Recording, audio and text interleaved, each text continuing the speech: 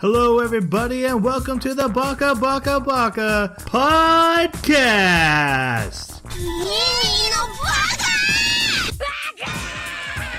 Baka.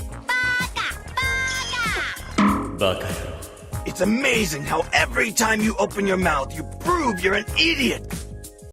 Hello, everybody, and welcome to Baka. We are an anime podcast that every 2 weeks we watch an anime. We come together on this show and we talk about it like we're a book club before turning the discussion over to our audience. If you've ever heard us before, we usually do like special episodes where someone's cool. This is a very normal, not special, by the book episode. We're very happy about that. So we watched the Ancient Magus Bride? Yes.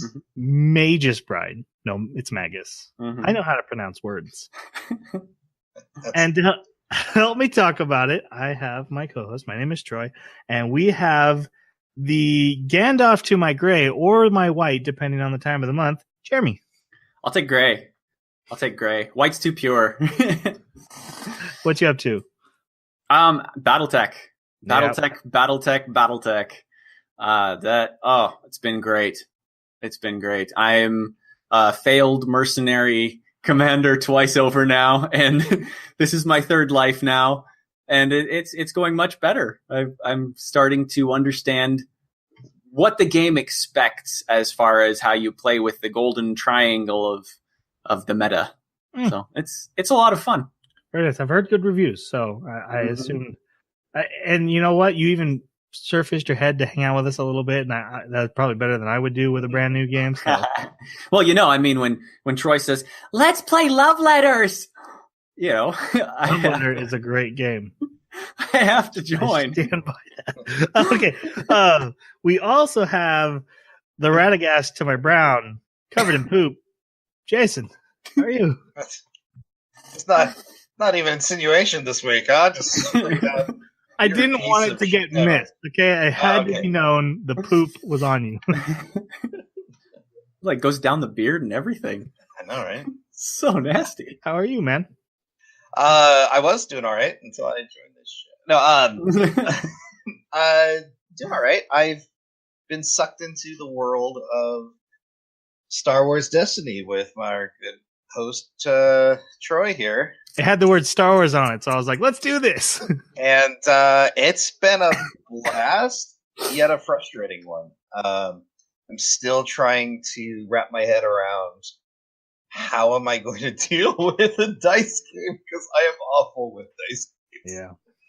That's true. I've never seen anybody roll as badly as you. Statistically, there's no such thing as a bad dice roller person, but I feel like I'm breaking that rule. So to defend you, because a lot of people say there's no way that's true. As the person who plays against you, I have cards and abilities in the game that let me protect myself from good dice rolls that I never have to use. I hold on to them, and they're like, well, I really wish I could play this card and not just hold it in my hand, because, you want to keep going through your cards. And, Jason just doesn't roll good enough to warrant actually doing anything in defense. So true. Oh, my gosh. So, how's the Stalin to my USSR, Troy?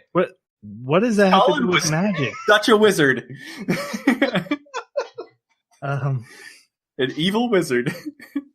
I've been watching Legion, which has been great for the second season. I love that show about a certain X-Men's son who has almost omnipotent mind powers, but also a bad case of schizophrenia. And I love how every mutant on that show is based on a mental disorder. There's the character who, if she touches someone, they actually swap bodies. And there's, a character who has super perfect memory and can never forget anything. And then another character who has another person living inside them who can emerge and fights his battles for him while he's the scientist guy. And they're all so unique and very non-normal X-Men like. And the show is so bizarre. Aubrey Plaza, Jermaine Clement, it's great. If you like original television, and X-Men, that's the show for you. So, yeah, we watched the Ancient Magus Bride. This is made by Wit Studio, who's done Attack on Titan and Cabaneri of the Iron Fortress, and very much a different vibe for them from those two animes, but the production quality, I think, holds up. Oh, yeah. So let's go to our non-spoiler review section. Jason, you chose this. Now, we only did the first 12 episodes. And it also should be noted, this is the only podcast out right now with no Avengers Infinity War spoilers because none of us have seen it. So you're welcome for that. Jason, what did you think of this anime? It's funny because I've tried to pick this like 3 times now. And I think you both have been like, oh, did you see that there's romance in the description and synopsis in it? And I've always turned away, and I finally saw a couple snippets and I wanted to see it. I am enthralled with this anime. It hits so many key points for me. It is beautiful. I really am enjoying it. You heard it here first. Jason loves slice of life. I'm the only one that picks it, so that's true. All right, Jeremy, how about your review? I like it. I think it's a good anime. I'm holding out tentatively for the second season to know exactly or not second season, but second half of the season to know exactly what I think. But so far, I think it's good. It almost has a flavor that's like a mix of Mushishi and very light Studio Ghibli. I think that's pretty spot on. Yeah, I agree with that. I'm going to say this because I think it's going to come up a lot in my discussion. This anime grew on me. When it first started, I was very tentative. I'm like, I don't know. I don't know if I'm uncomfortable with what's going on. I don't know if I like what's going on. It's pretty, but it's also kind of slow, and I just wasn't sure I was going to get into it.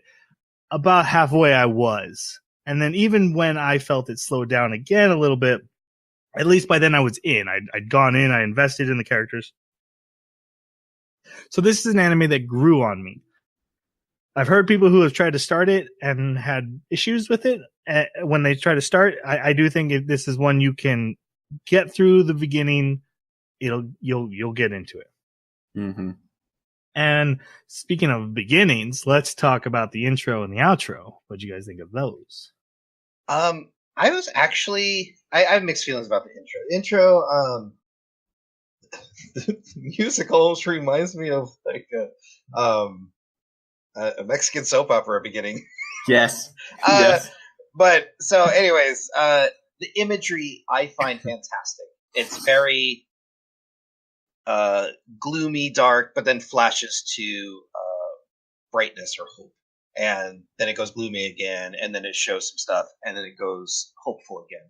And I think it's very reminiscent, and or not reminiscent, but it's very foreshadowing of how the actual storytelling goes.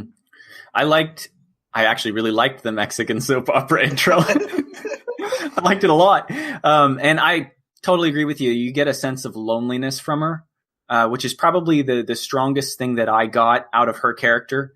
I know we'll talk more about her, especially once we get into it, but this intro really portrays well how alone she is and solitary.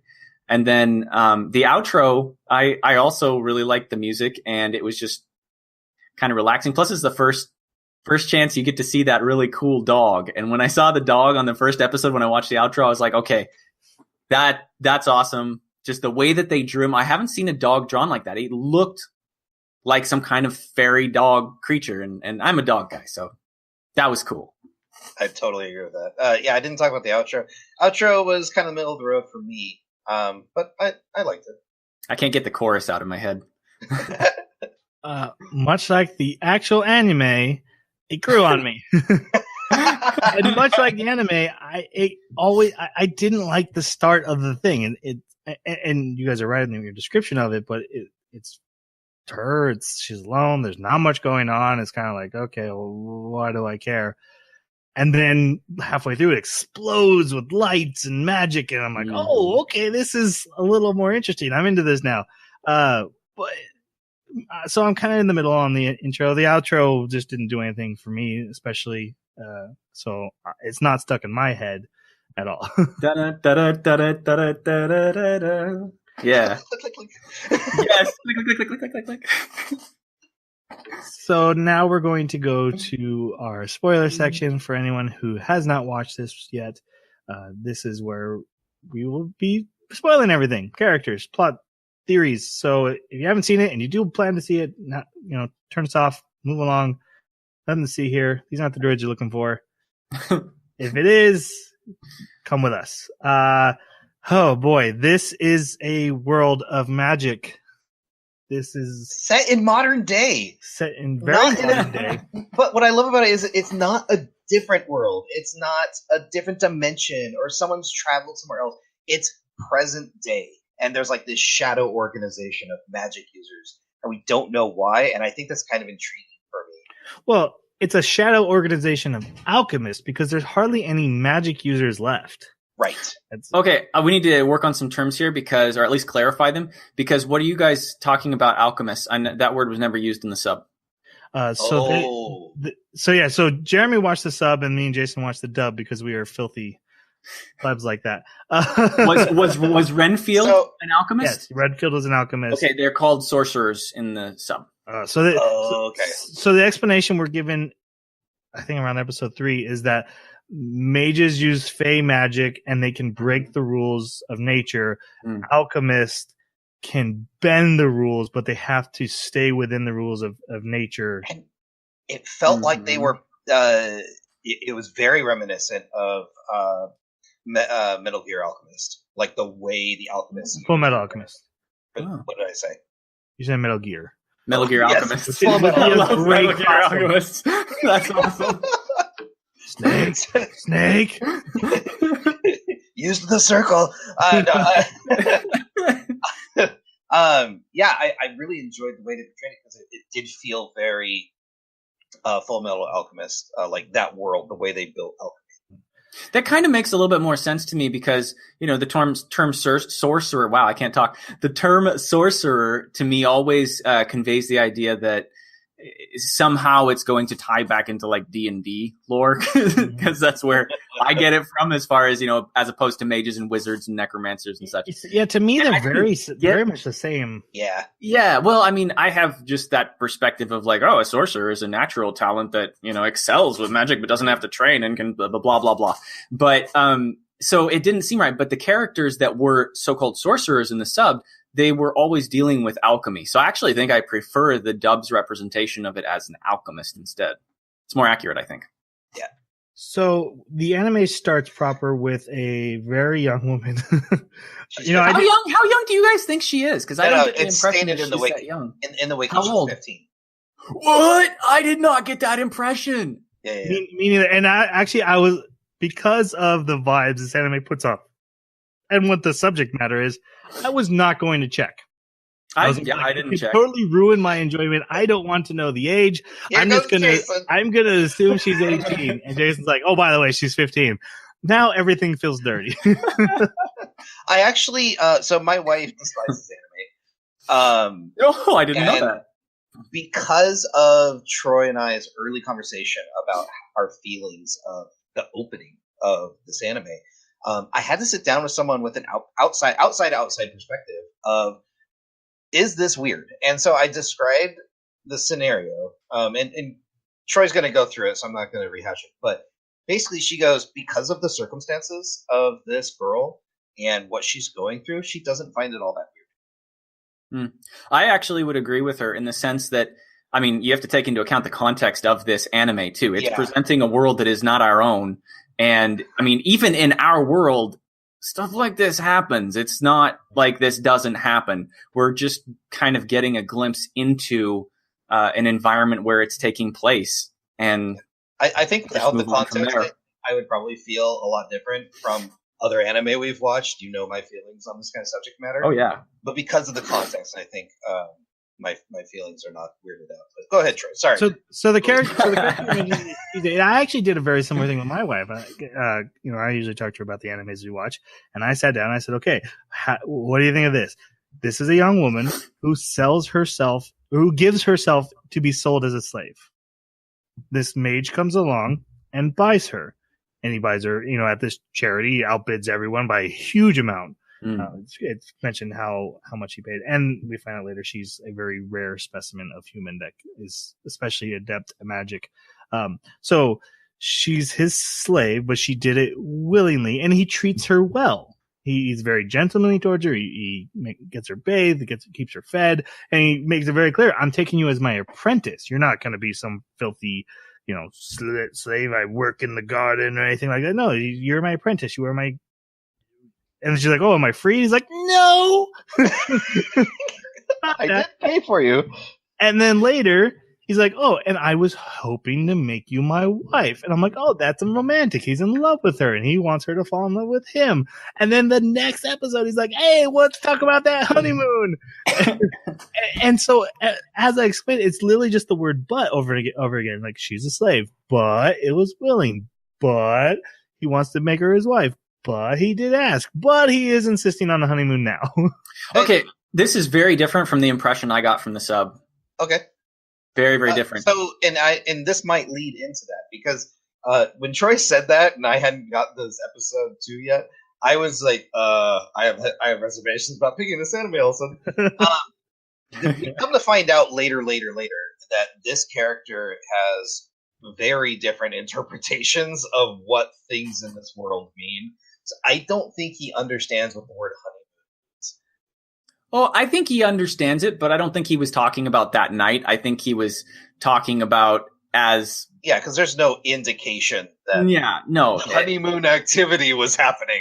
Yeah. No, I mean, if you think of it from the perspective of someone who, does some kind of magical experimentations that might take months or years to finally finish your research, saying beginning something doesn't mean it's going to end tonight or tomorrow. It could end. I mean, even when we look at like the situation of what happened there, he had 3 papers on his table, which were all assignments. And that was what he was talking about when he's like, hey, let's begin preparing for our honeymoon. And that was to accomplish those 3 things. It wasn't until he finished those 3 things that you could even imagine the first possible fulfillment of that. That's not fully true. He mentioned the honeymoon first, got the 3 assignments, and said, let's use this for our honeymoon.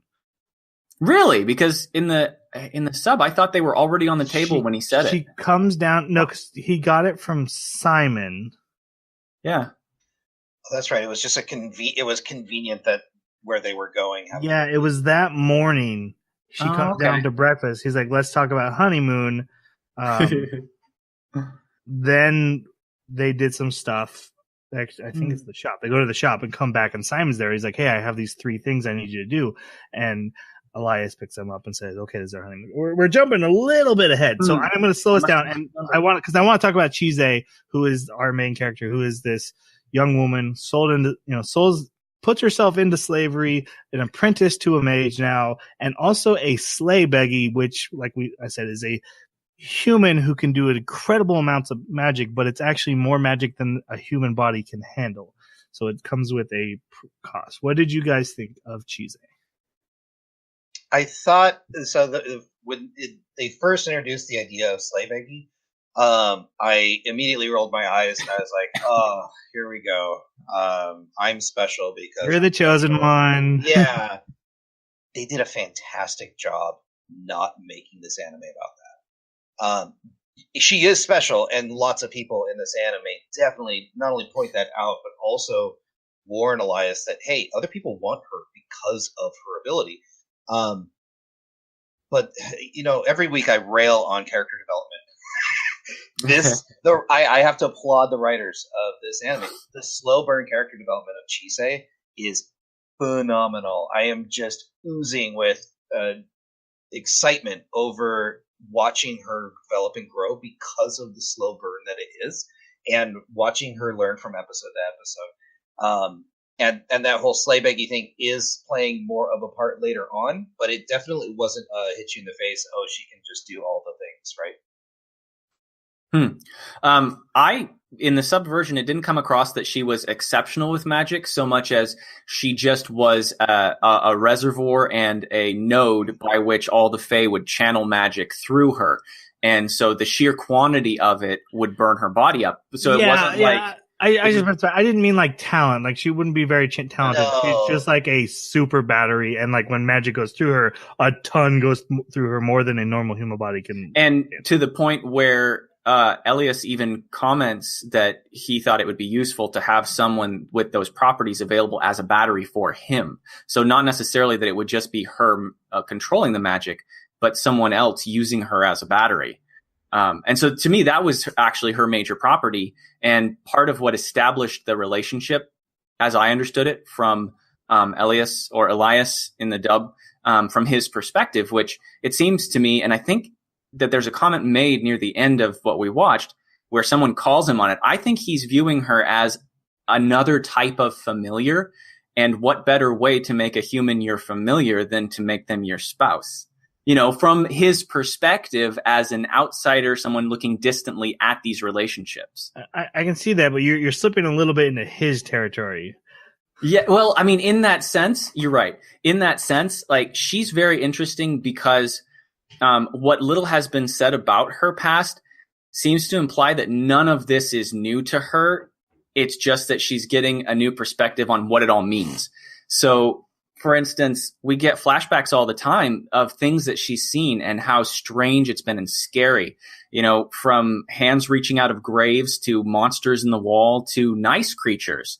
And so I think it's really interesting to watch how you mentioned early on, Troy, that you were wondering, you know, why is she just saying, that there's moss on this dragon at some point instead of like, it's a dragon, right? Because she's coming from this place. What I saw in her was she's coming from this place where everybody around her is telling her she's nuts, and she's doubting herself, and to the point where for some reason she is alone. Her family is gone, possibly killed. She says they're killed, dead, suicide. No, mom's dead. Father and daughter went. Father and brother ran away. Okay. Mother committed suicide after telling her she's not wanted. Right. And so it's this strange situation to me presents this loneliness that is attached to sort of a cursed existence that has pushed her into this state of depression that she's in when Elias gets her. And you're right, Jason. I liked to see how she changed.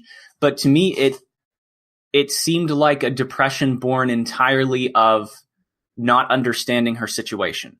And that as soon as she would start to understand her situation, she could pull out of it because she could see, oh, this is what's really going on. And this is, I'm being accepted. I'm being needed. And, she was interesting. I did find her to be a little bit needy at times, specifically in regards to with the dog later. There was just this weird presentation of how things were there. But it was very brief. And I'll get into it when we get to the dog scene. That was a little all over the map. It was. I did just really quickly want to comment. I did love the idea of taking this idea of scary cursed girl that you've seen in other anime, especially horror stuff.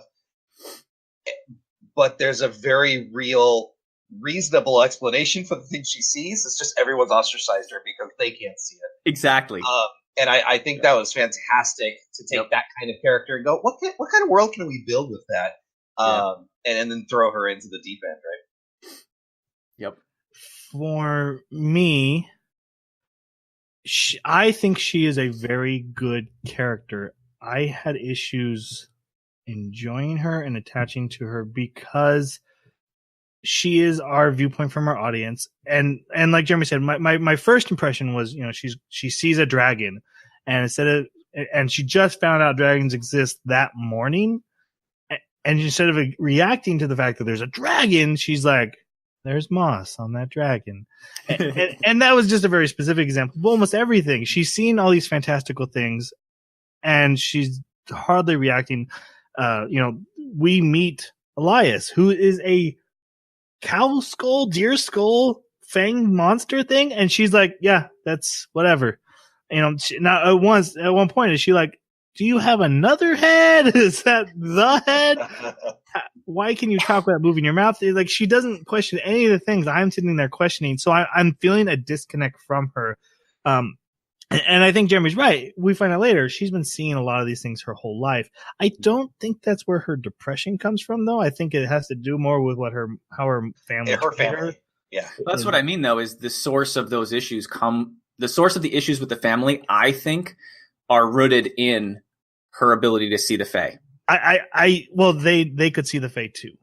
Yeah. Right, which I'm curious. That's one of the loose ends that I expect to be tied up in the second half of the season. I 100% anticipate there's some kind of magical world explanation for what actually happened with her family. But from her point of view, she's a little girl. Her mother's like, you should die, but I'm going to commit suicide instead. And then her brother and father just leave.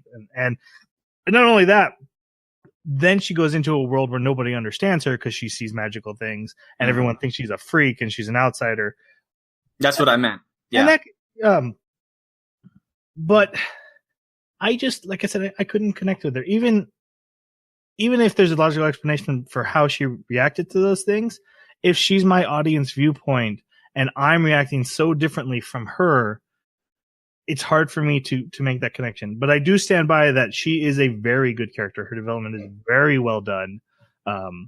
She just wasn't, she was nowhere near my draw into this anime. In fact, my draw was the other main character, who's the Magus, Elias, who is, like I said, a giant monster thing dressed as a gentleman.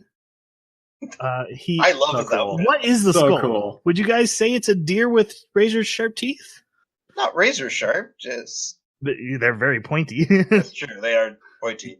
It almost looks like a dragon to me. Yeah, for me it looks like a deer skull. He's got deer whole antlers coming off the back of it. Like if we look at the dragon designs as they existed in Dragonland, they came pretty close to some of the other animals. Like you have one that kind of looks like a weird llama. Yeah, looks like rhino-ish. So I could see a deer type. His horns look more like a goat or a ram.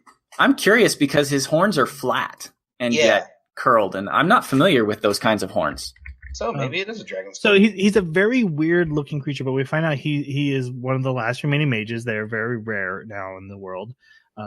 He's taking this girl as his apprentice, and like Jeremy said, there's very much other reasons behind everything he's done. And for me, I love the way they presented this character, and I said it to you guys in the text message. If the next episode, and I think I was like on 3, but even now, if next episode they're like, this was the most evil villain in the whole world, I'd be like, that makes sense. Or if they're like, this was the greatest hero of all time, I'd be like, that makes sense.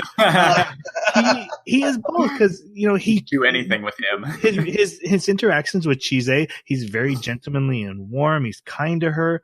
But there is definitely a dark side. There is a secrets. She figures it out later, like, he's keeping secrets from me. But they did such a good job of conveying that I know I'm not getting your whole story, man. You're not. Oh, you want to make her your bride? What's up with that? What's going on with you, man? You're just taking this girl into your home out of the kindness of your heart, and yet you look like that. What is really happening? And I went into that emotion. I turned into the wind, and that it catches in the later episodes. It builds on that. Like, oh, by the way, he's also a giant monster, and he probably ate people at some point. But he saved people too, and I'm like, oh yeah, this is everything I was worried about. But I love his main magic, which he is the Thorn Mage. Yeah, Thorn and Shadows. He's awesome. Yeah, and that's the thing. Is like about 5 episodes into this, I was like, this is literally telling me mage stories that I've dreamt up in my head from playing RPGs all my life. Like this is like the stuff. Like I saved the maiden, but I don't want to force myself on her. But I like her, and I like me. And so I'm gonna save her, and we're like this is this like hit home for me. Wow. We learned a lot. Yeah, we learned a lot about Jason here. Jeremy, what were your thoughts? I absolutely love this character. I've talked before about characters that are distant and very alien, and they struggle with emotion and trying to understand emotion. And that's what I got from this character. I mean, they talk about him not being human, like he's got a bit of human in him. And a bit of that humanity is seen at times when he encounters emotions, presumably. I mean, that's what I took away from it. There's times when his hands tremble, or there's times when he stops his actions and he's just staring, or he's just doing something. And I mean, or when he was lonely. Yeah, or when he's lonely, like when he's looking at the sky because she's gone, and he's like, she left on a dragon without me. And he's out there for, we don't know exactly how long, but Silky comes back in. Silky, she comes back in, and it's been a while, and he's still standing out there staring at the sky. And so there's these times where you're like, is it really emotion, or is he contemplating and calculating the situation? I don't know for sure, but I'm taking it as if it's a hint of emotion that he's struggling to comprehend. Because he's half fae, half human, right? It was never expressed that it was half. It was expressed that he's characters called him that, but he doesn't know what he is. In the sub, they did not say half. They said part, and they also later said there's only a bit of humanity in him, which to me implied a very heavy helping of fae and something else possibly, or maybe just fae. I mean, they never explain what he is. They do give, like, we hear multiple characters give theories. I really like the theory that he was a human mage who experimented with dark magic. Yeah. He got caught, in his own experiment. Like, he could be anything at this point. Yep. And what his he doesn't even know. Yeah, and the only thing he remembers is, I think I ate humans once. And I see red. I see the color red when I look back in my memory. Right? And so I love the fact that he doesn't remember who he was either. And I mean, it's kind of a silly amnesiac thing, but it plays his part very well. It doesn't come across as tropey to me. Also, this is the character that I had as a lens, because he's trying to comprehend Jisei. He's trying to understand, I know what I want, but she's behaving differently than I imagined. I can't predict her. And I'm trying to understand what the best approach would be. And am I feeling emotions as well? This is strange. So I really enjoyed seeing that play out and getting that makes sense. He doesn't have emotions. You don't have emotions. Exactly. Yes. I have laughter, and that's about it. You also tell people to die when you're frustrated. I'll never admit to it. I love that so much. Someone would make a joke. Go die. Die.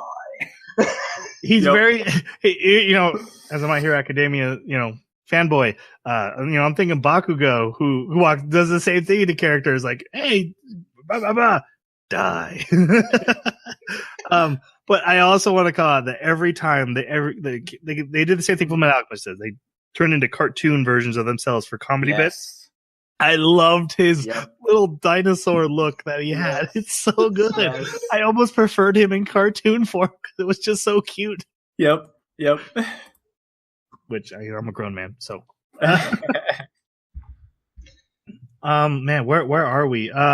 We just finished introducing Elias.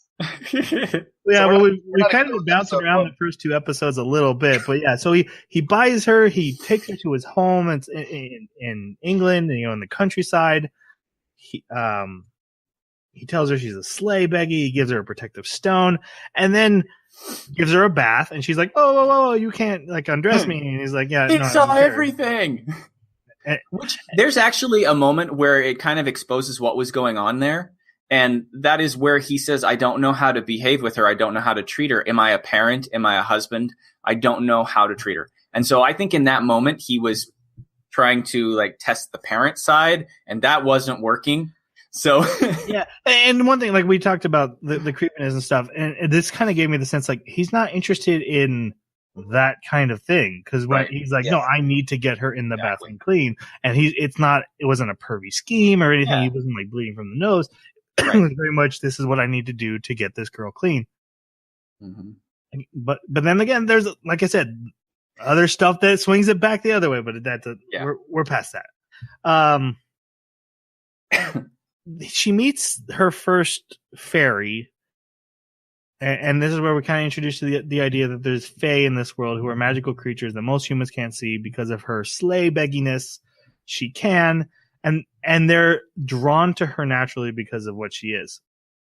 And I immediately thought villain as soon as I saw all three of them. Yeah, they're nice and friendly. But that night they come back for her and they're like, "Hey, come into the woods with us. It'll be awesome." And she's like, "Okay, I guess." Yeah, I got bad vibes from that too. But it wasn't evil.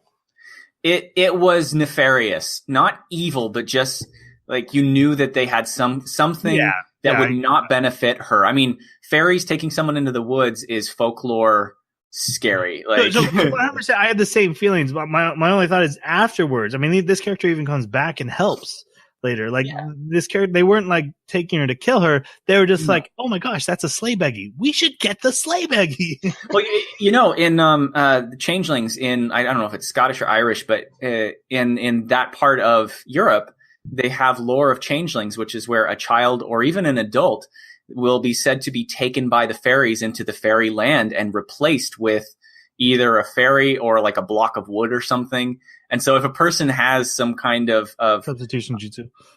Yes, exactly. Substitution jutsu is actually fairies.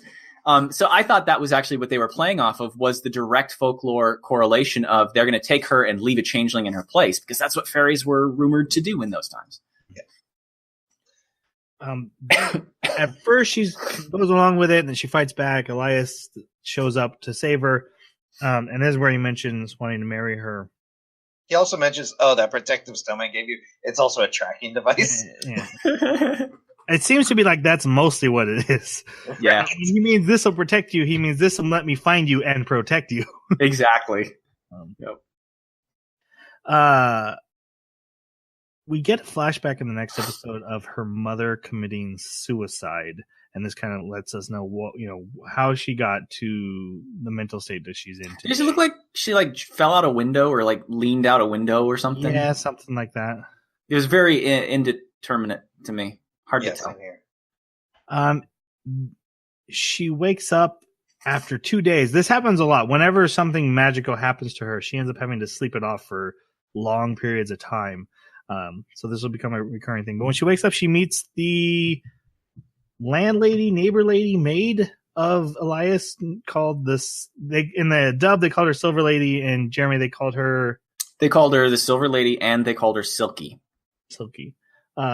Yeah, they just called her Silver for a first name when they needed to address her in the dub. But not much out of this character, but she's very much a constant presence. Any quick thoughts on her? She, he explained that she was a Fae-type fairy, even though she was full-grown. Most fairies in this world are tiny. And, she enjoys house cleaning and preparing and, housework and stuff, so that's why he lets her live there. I actually enjoyed how she was portrayed, but also, the motherly / authoritarian. The silent judging of everything. Right. It's because she doesn't speak a word in the entire 12 episodes. But she's the most judgmental person in this whole thing. I really enjoyed her presence.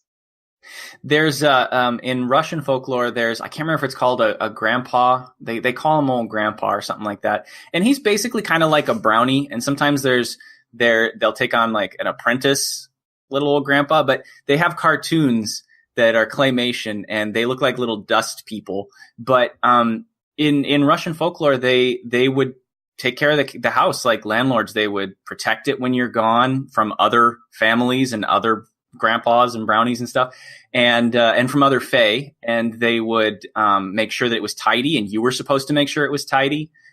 They would care for the people in it, and only kids could see them.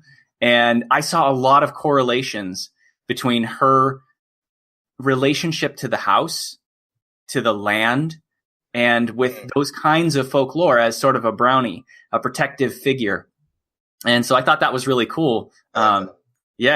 It was I see a lot of calls to folklore in this. It's really cool. Actually, it was a nice step away from the heavily Japanese influence. Yeah, exactly. With a lot of the magic and folklore. Yeah.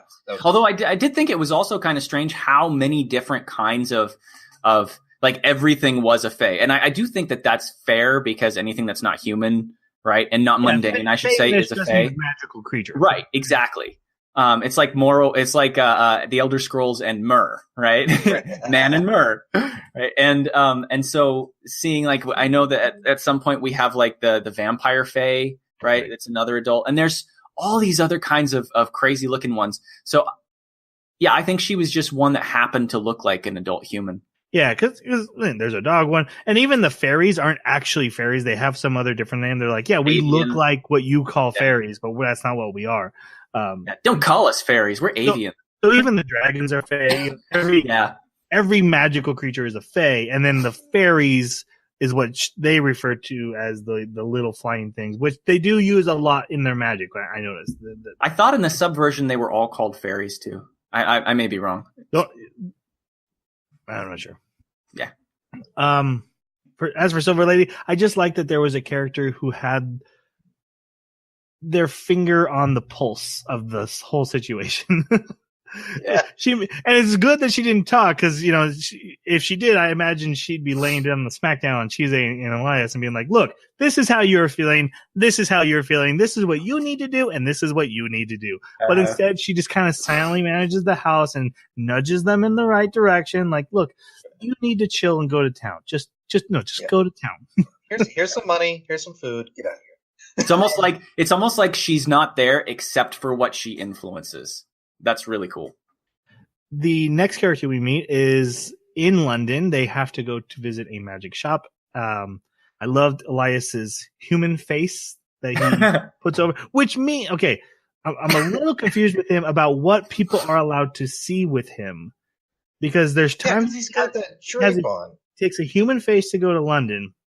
Other times he puts on the drape, which I thought for a while maybe that blocks sunlight, but then sometimes he just stands in the sun. And people can see him, but then they can't see him. It's very hard to tell. My biggest confusion is, what does the normal person believe about the magical world?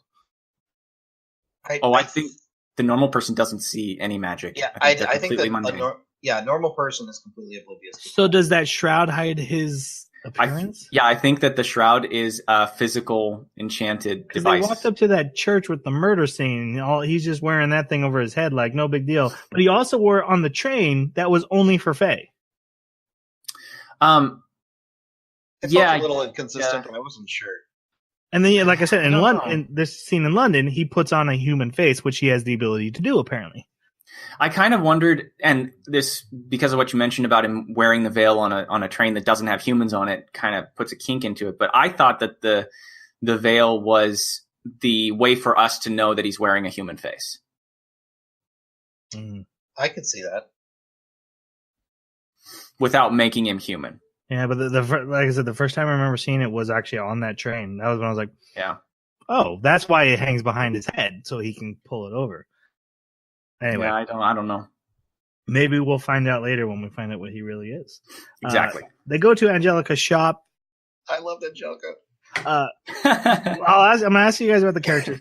So this is another swing for me. And is this creepy or not? Because I was finally like, okay, this is just the situation, and it's normal, and it's fine, and I just need to accept it. I go to Angelica's shop, and she's like, "This is not normal. This is not fine. This is totally creepy. What are you doing?" I'm like, okay, well, if a character is pointing it out, what am I supposed to think?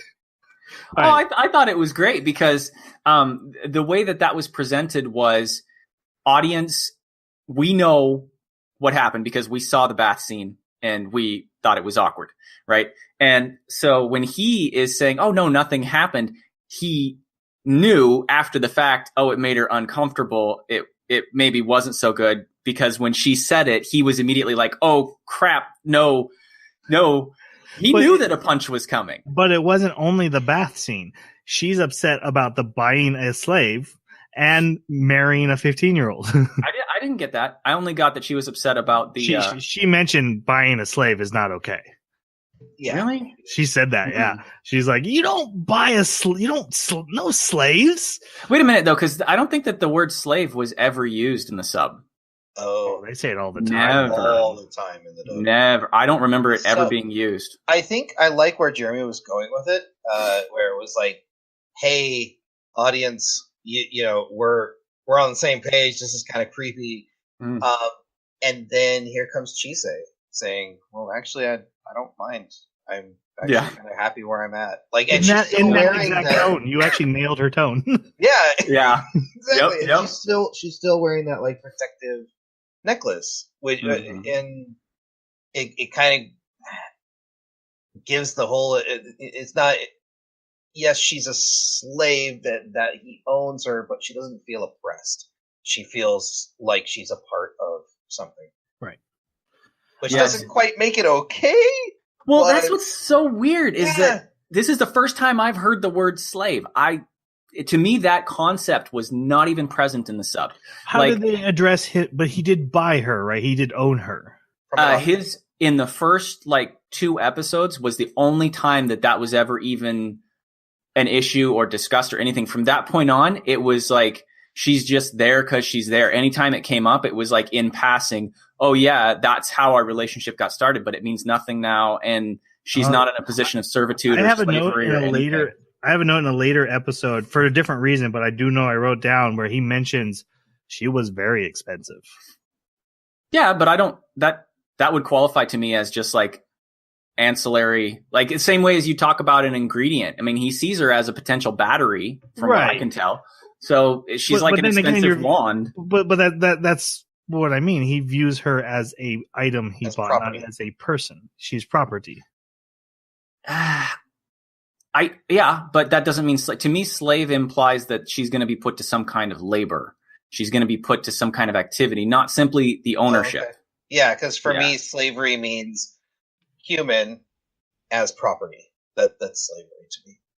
Yeah, so if you were looking at an old king with concubines, are the concubines slaves or concubines? Does he own them? A lot of them, they have special houses that they live in. Then they're concubine slaves. But they would never be happy if you called them slaves. And the king would probably kill you for calling them slaves.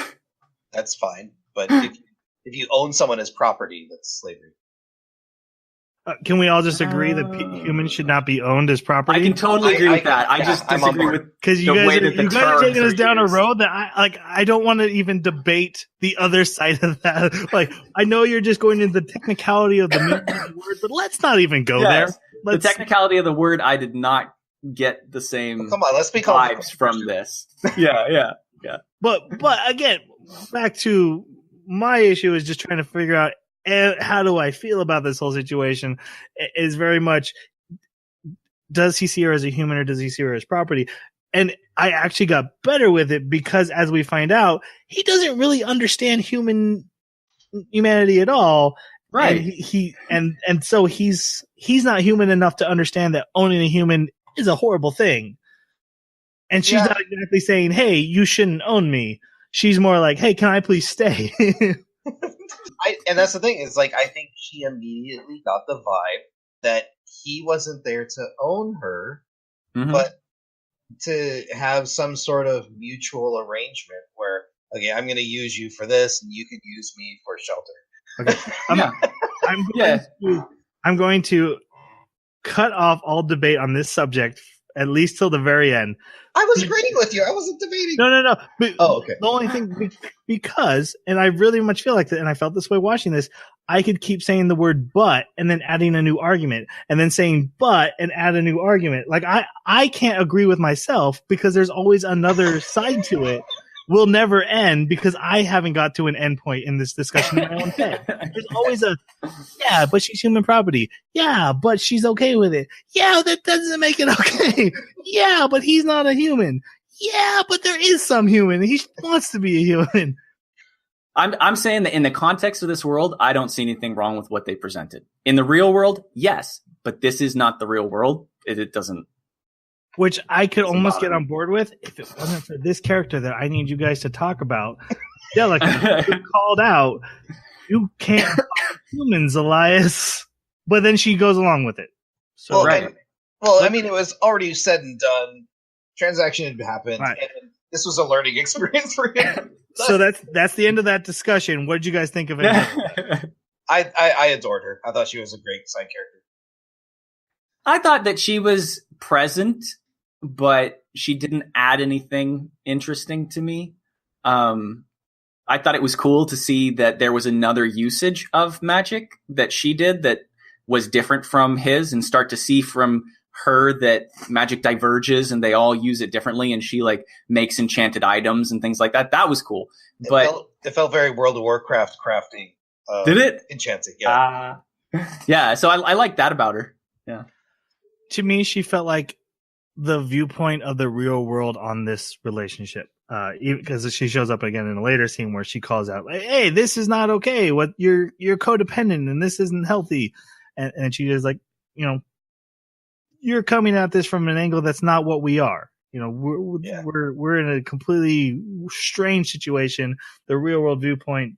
I'm not starting that conversation again, but to boost Jeremy's argument a little bit, that's Chise's argument. Like, no, the real world doesn't really fit here.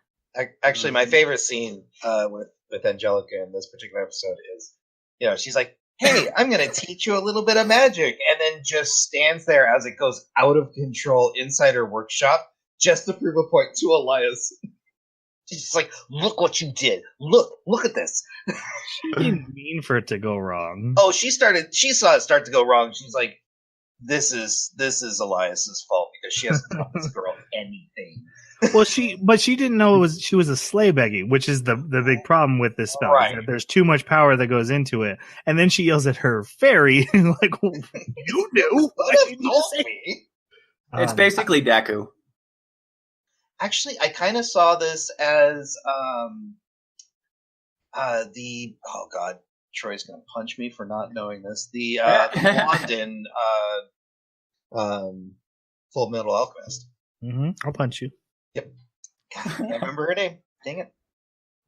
The Winry, the mechanical. Yes, Winry. That's right. Yeah, she reminded me of like an older Winry.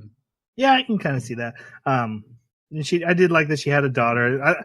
I like stuff like that because it's like this character doesn't exist only in this shop waiting to serve Elias. She has a child and a life, and then there's just also this other part of her. And I like that they presented characters like that they were more than just their plot purpose. The world building in this show is amazing.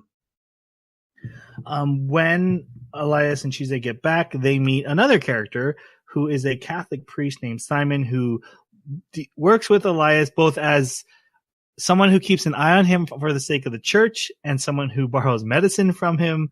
And sometimes when the church can't handle something, they ask Elias to do them a favor, and the fact that they will look the other way that a demon monster shadow thorn thing lives in the English countryside. Did I get that relationship right? That was my understanding of it. Yeah. What did you guys think of Simon? Now, he sounded conflicted. He said he was a priest and a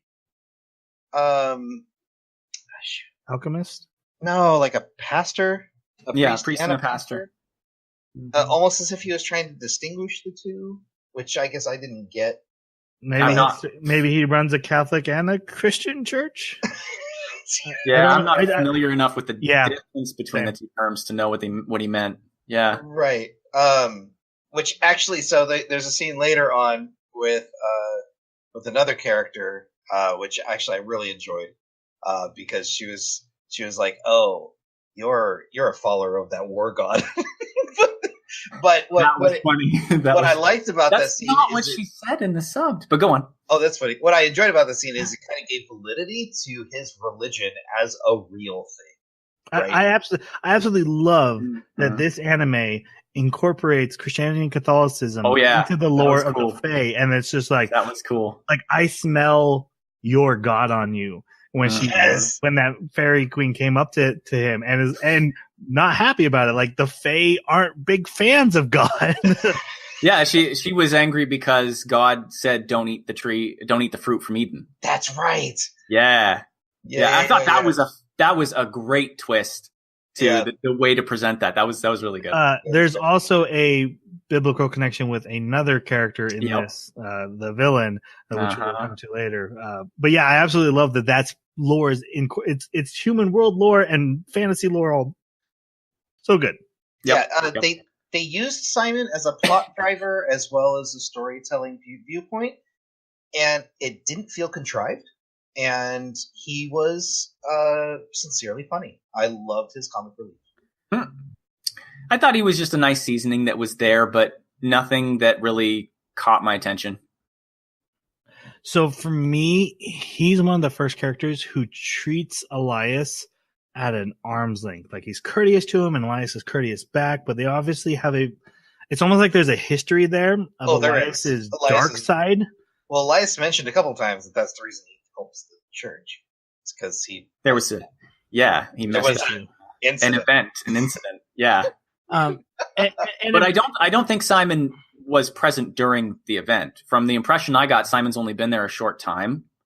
Right, but Simon knows about the event. He knows about it. Yep. So for me, Simon's a very important part of flavoring Elias's character. Who, remember, I'm watching, trying to figure out: are you good? Are you evil? What's your intention? And so far, we've seen just Angelica be really comfortable with him and be able to punch him, and everyone's nice and charming to him. Mm-hmm. And then here comes Simon, and he's like, "I'm nice to you, but I don't trust you fully. Like, I'm obviously wary of what you're capable of and of your past." And then so that's sending off alarm bells in my head. Like, okay, what is Elias? You're right, because there's a couple times he comes around and it turns from "I'm checking up on you" to "Hey neighbor, I got a favor for you to do for me." Like, it's very much an investigation of what's going on today. Everything all right? We're cool? Okay. Is the skull guy with flame in his eyes being good? So what do you think the relationship is between the church and mages in general?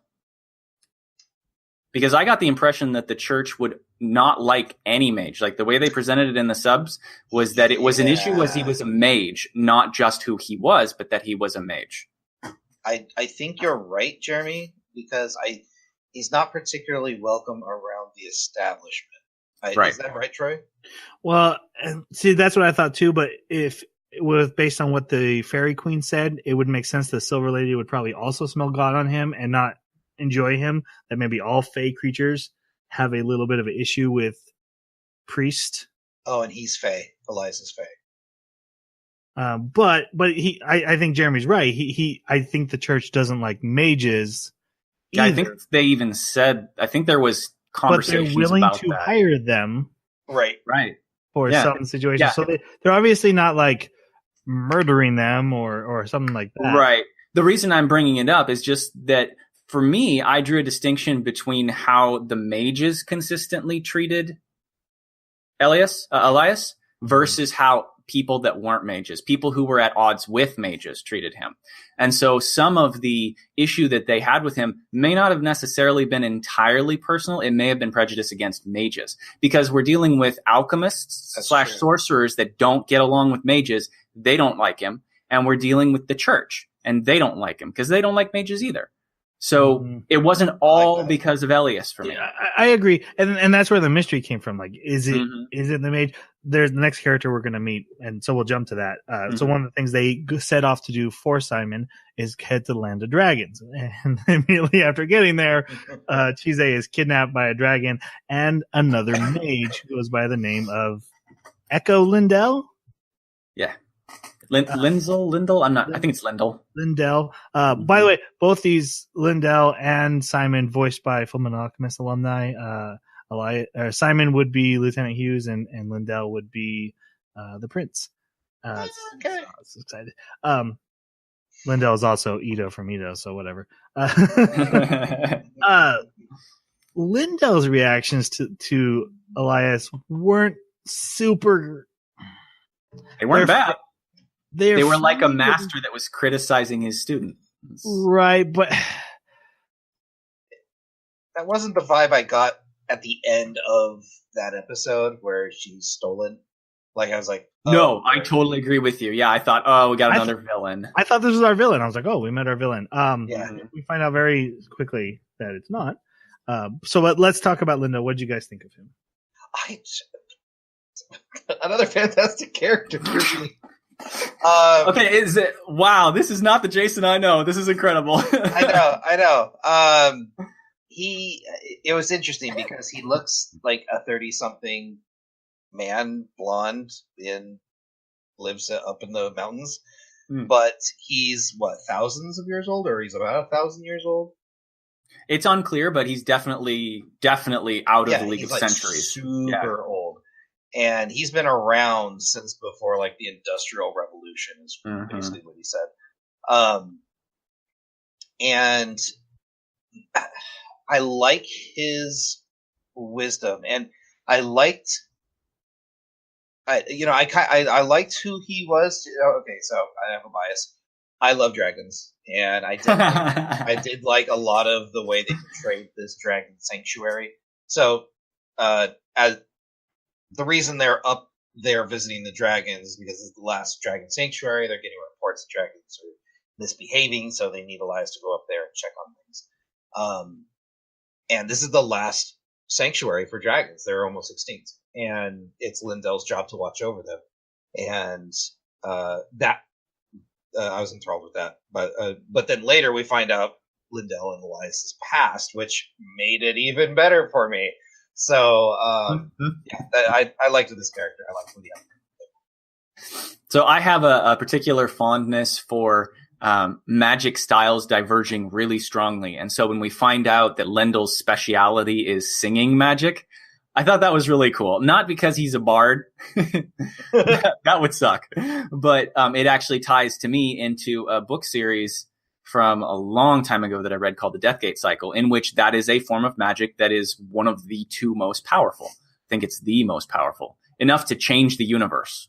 So it was really cool to see them use that here, even if it was a bit cheesy. But otherwise, as far as the character goes, Lindell was an okay character. I really didn't get a lot of the fondness that you did. To me, he was interesting.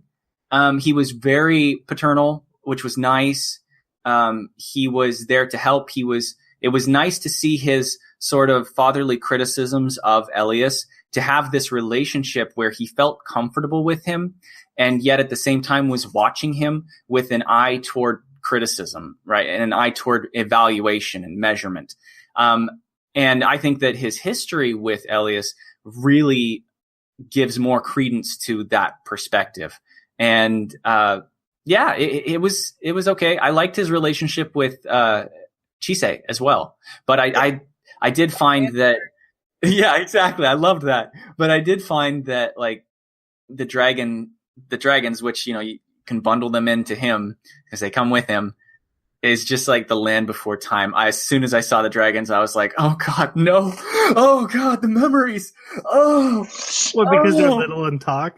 Yes, because they're like, it looked like a triceratops. It looked like a long neck, and it looked like they were like, they run over these little kids doing. I'm like, is this the land before? I think what I appreciated about the way they portrayed these dragons, where they were intelligent, they were fey, and they could speak, and they lived very, very long lives. Those are my favorite types of dragons. Intelligent beings that are not particularly at odds with humans, but have had the war in the past. And I like that.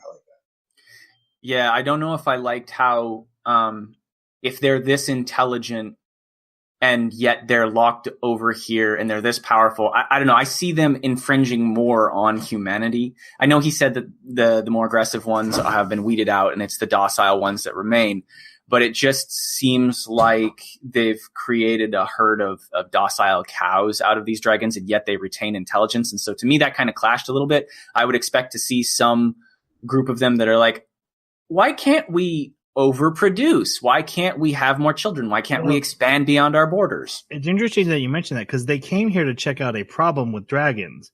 And Lindell and Elias leave to go discuss it, and we don't get to see that discussion. We don't ever find out what the problem with the dragons was, because we're seeing everything from Chise's point of view. We do find a little bit. We find that because Lindell says, some of the dragons must have gone out and gotten some cattle from some of the local farmers. I'll have to chastise them for it. And so I assumed that was the extent of the complaints. But I like what you're saying, and I actually think that would have been a better route for them to go. That, like, there is some issue in this dragon community that they're being hemmed in. They're being expected to live in this confined space for their own safety. How many generations will pass before they start to chafe in that? Well, we only really see the one ancient one talk, and the rest we only see our children, so we don't really get to see a full. Well, he says that he grew up there, though. Nevin said he grew up there, and that he was because he was younger than he's younger than Lendl. He was a hatchling under Lendl. And as Chise looked out, she noticed that there were quite a few dead. Kind of looked cluttered, didn't it? Like they were really close to each other. My thoughts on Lendl are pretty close to Jeremy's. He was an okay character for me. I did like having a second mage to compare and contrast with Elias, especially since he's such a big focus for me in watching this and studying him. So getting to see like a white mage next, because he's a white mage. He has healing hands and he uses songs to flowers bloom. Whereas Elias is shadows and thorns and death. It was a nice contrast to be like, okay, not all mages pull out thorns and hide in your shadow. Right. So he captured her just to kind of play a prank on Elias. She ends up getting dropped in the lake. That's not super important right now, but there's another time this happens that I want to point out in contrast to this. Because every time that she falls into the water, they just kind of show her sinking and drowning. Yeah, she doesn't ever try to swim. But I think it's a representation of her depression and how she's handling it. I think you're right. And later it's going to become very important.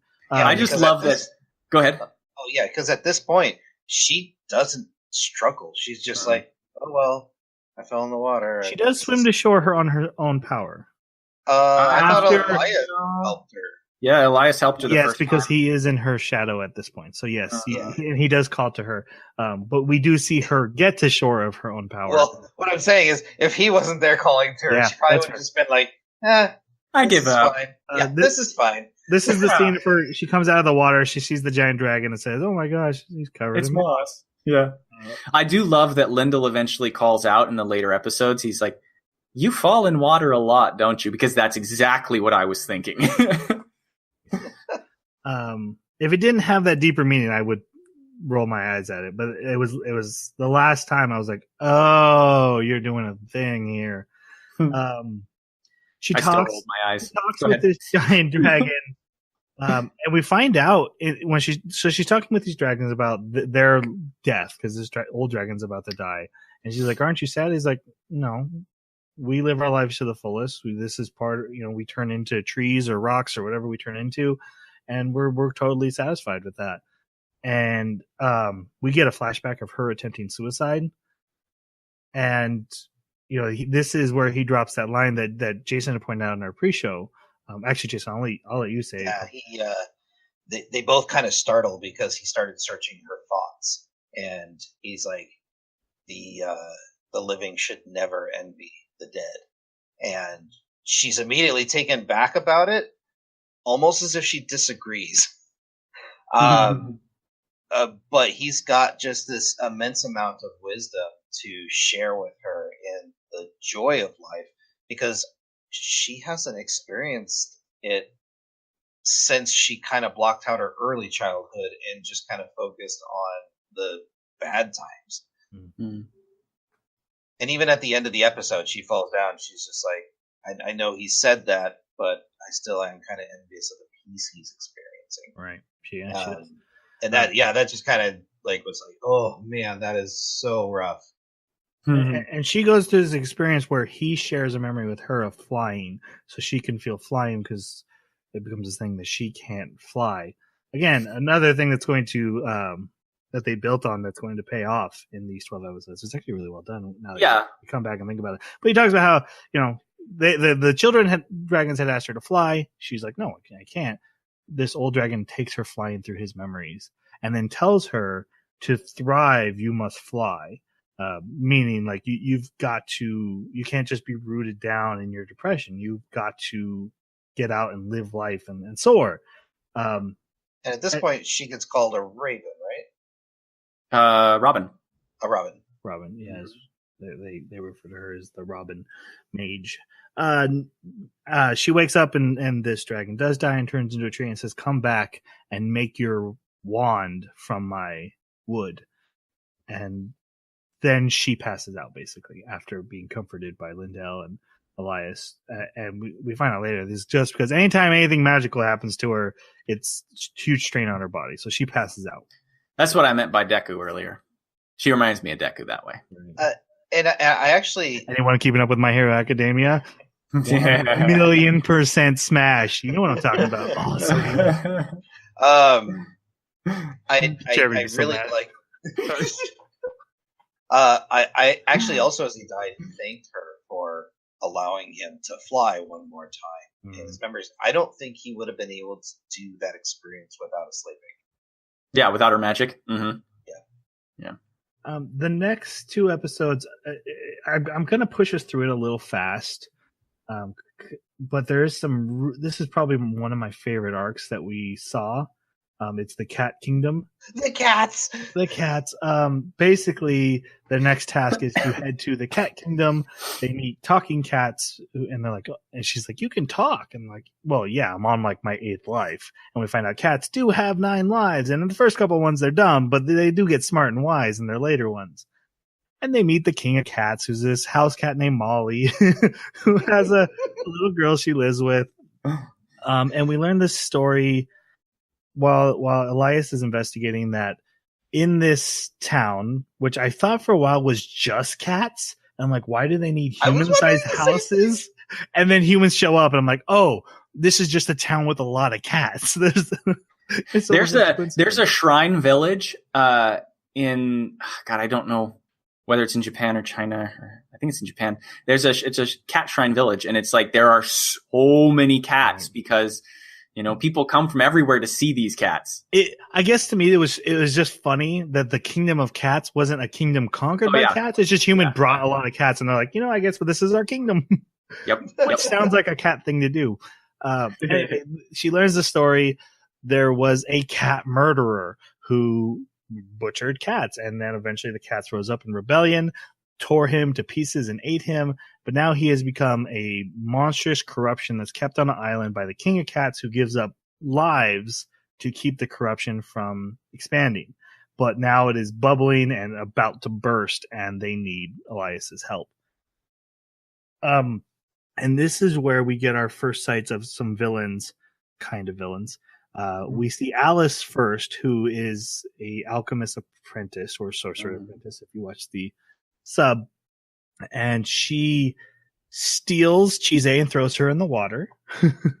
It's nothing personal. In the water again. Yeah. Right. And then Elias, saves her and says, "Hey, we're gonna have you do the spell. We're gonna have you cleanse this blight."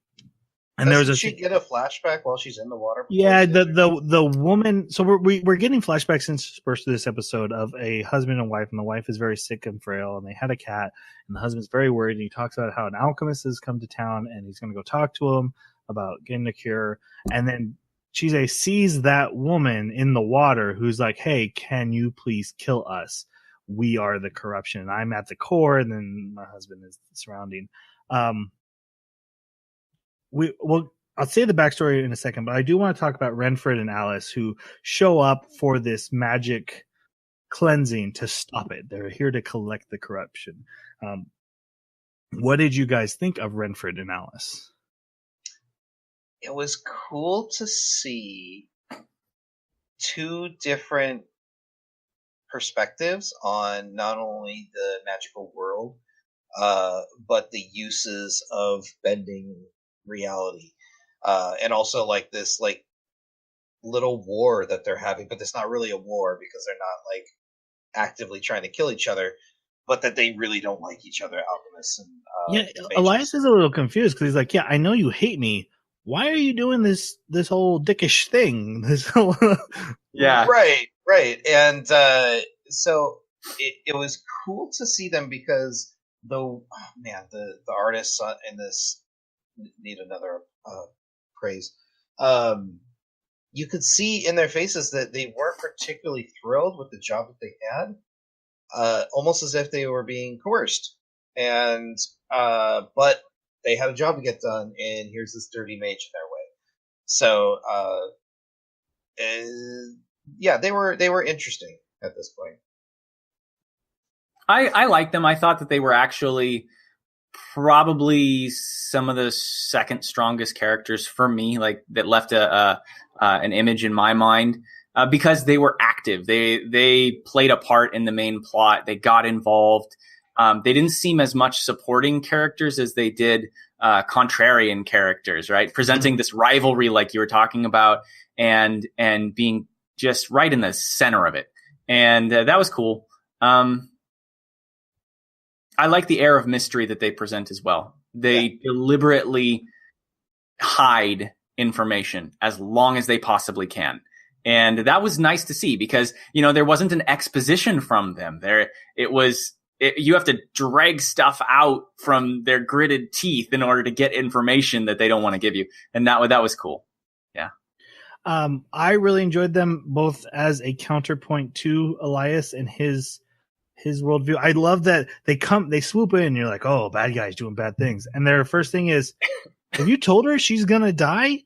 Girl, do you want us to free you from this? Or, we can help you. We can save you from this monster mage. And it's like, whoa, wait, I thought you were the bad guys. I actually really enjoyed that part where they were like, hey, we're going to free you. And she's like, you don't understand. I don't feel trapped. And again, it's the whole back to, hey, you're enslaved, but I don't really mind. Do they even know that she was purchased? Yes. Because he said you guys aren't even invited to. He points out they shouldn't know. Yeah, like, they shouldn't know. How do you know? But they did know. They did know. Because he never explored it. And because he's questioned, he's like, that was a private thing. You shouldn't have known about that. Where did you find out? And I'm guessing their benefactor knew something. But he was also an alchemist, not a mage. Alchemists were there. Those weren't a room full of mages at the beginning. That was a room full of alchemists, and only Elias. And because everyone was pissed. Oh, a mage walks in and just gets whatever he wants. Yep, must be magic. Well, so I don't know why you wouldn't have been. That's right. They don't explain why Renford and Alice wouldn't have been invited to it, but he did call out, you shouldn't have known about that. Yeah. Yep. And I don't know how the villain knew, but I apparently did know. So then after they get free, which is really funny, they get free and the villains just stand there. And so it lets you know that they're not really villains. They just kind of like, well, we tried, I guess we'll just watch you do your thing. They don't run away. They're not like retreating. There's no deadly intent there, which you thought there was, because it starts with a knife to the throat and choking a little fairy girl in your hand. But then, they get free, and these two characters are just like, ugh, well, we're going to see how this plays out. And Elias is like, yeah, that's cool. Well, so to protect Chise, once they grabbed her, he did his thorn thing. And I think at that point they were like, oh, well, we're outplayed here. Yeah, we're no match for this guy, so I guess we'll just stand here and watch what happens. So Chise performs the cleansing, and a quick rundown. The main villain, turns out, convinced this husband to butcher cats to create a potion that would give his wife more lives, and instead turned her into sludge. It felt very, very Philosopher's Stone. I got Mushishi off of this. Yeah, Mushishi. This whole too. plot was so Mushishi to me, with this cat thing. And so Molly, the King of Cats, is like, look, I will help guide their souls. And then she's like, just destroy them. I'll help them be gone. And so the King of Cats is willing to risk her life. And she says like, no, I'm not doing it that way. And I really like how they played with this, because when you borrow a magic from a fae, you get the element that they are. And that's the magic you get. And then you use it how you can imagine that element working. So you're going to use wind from the fairy that's helping her. It's the fairy from the bathtub scene in the beginning. Mm-hmm. Wind destroys everything. It destroys mountains. Nothing can stand in the way of wind over time. And she's like, yeah, but wind also carries seeds. So what if I carry their spirits to a more peaceful place and cleanse them? And even though it's the same magic type, just the way she's able to imagine it in a different usage changes its application. And I love what they did with magic. I love that the mage is a conduit for the fairy powering it. It's such a cool take on it. Yeah, I love how it can be interpreted in so many different ways too, because the way that I saw it was dilution. Like if you have something that is incredibly toxic, like a corruption, if you can dilute it so that its parts per million are so tiny, then it becomes inert. I can see it that way too. And so for me, I saw the wind scattering it as simply just diluting it to the point of it no longer has an effect. I also did love the training that happened here, which was literally nothing. He's like, here, put on just this do cloak, and here's the substitute wand. And yeah, you're good, right? Yep. Right. Just lift these rocks and you can do it. Just imagine it. Yeah, just imagine. Now They're keep too going heavy. walking on water. It's fine. Yep. Exactly. That was okay. The walking on water. I'm like, wait, is that just standard? Are you a Naruto ninja now?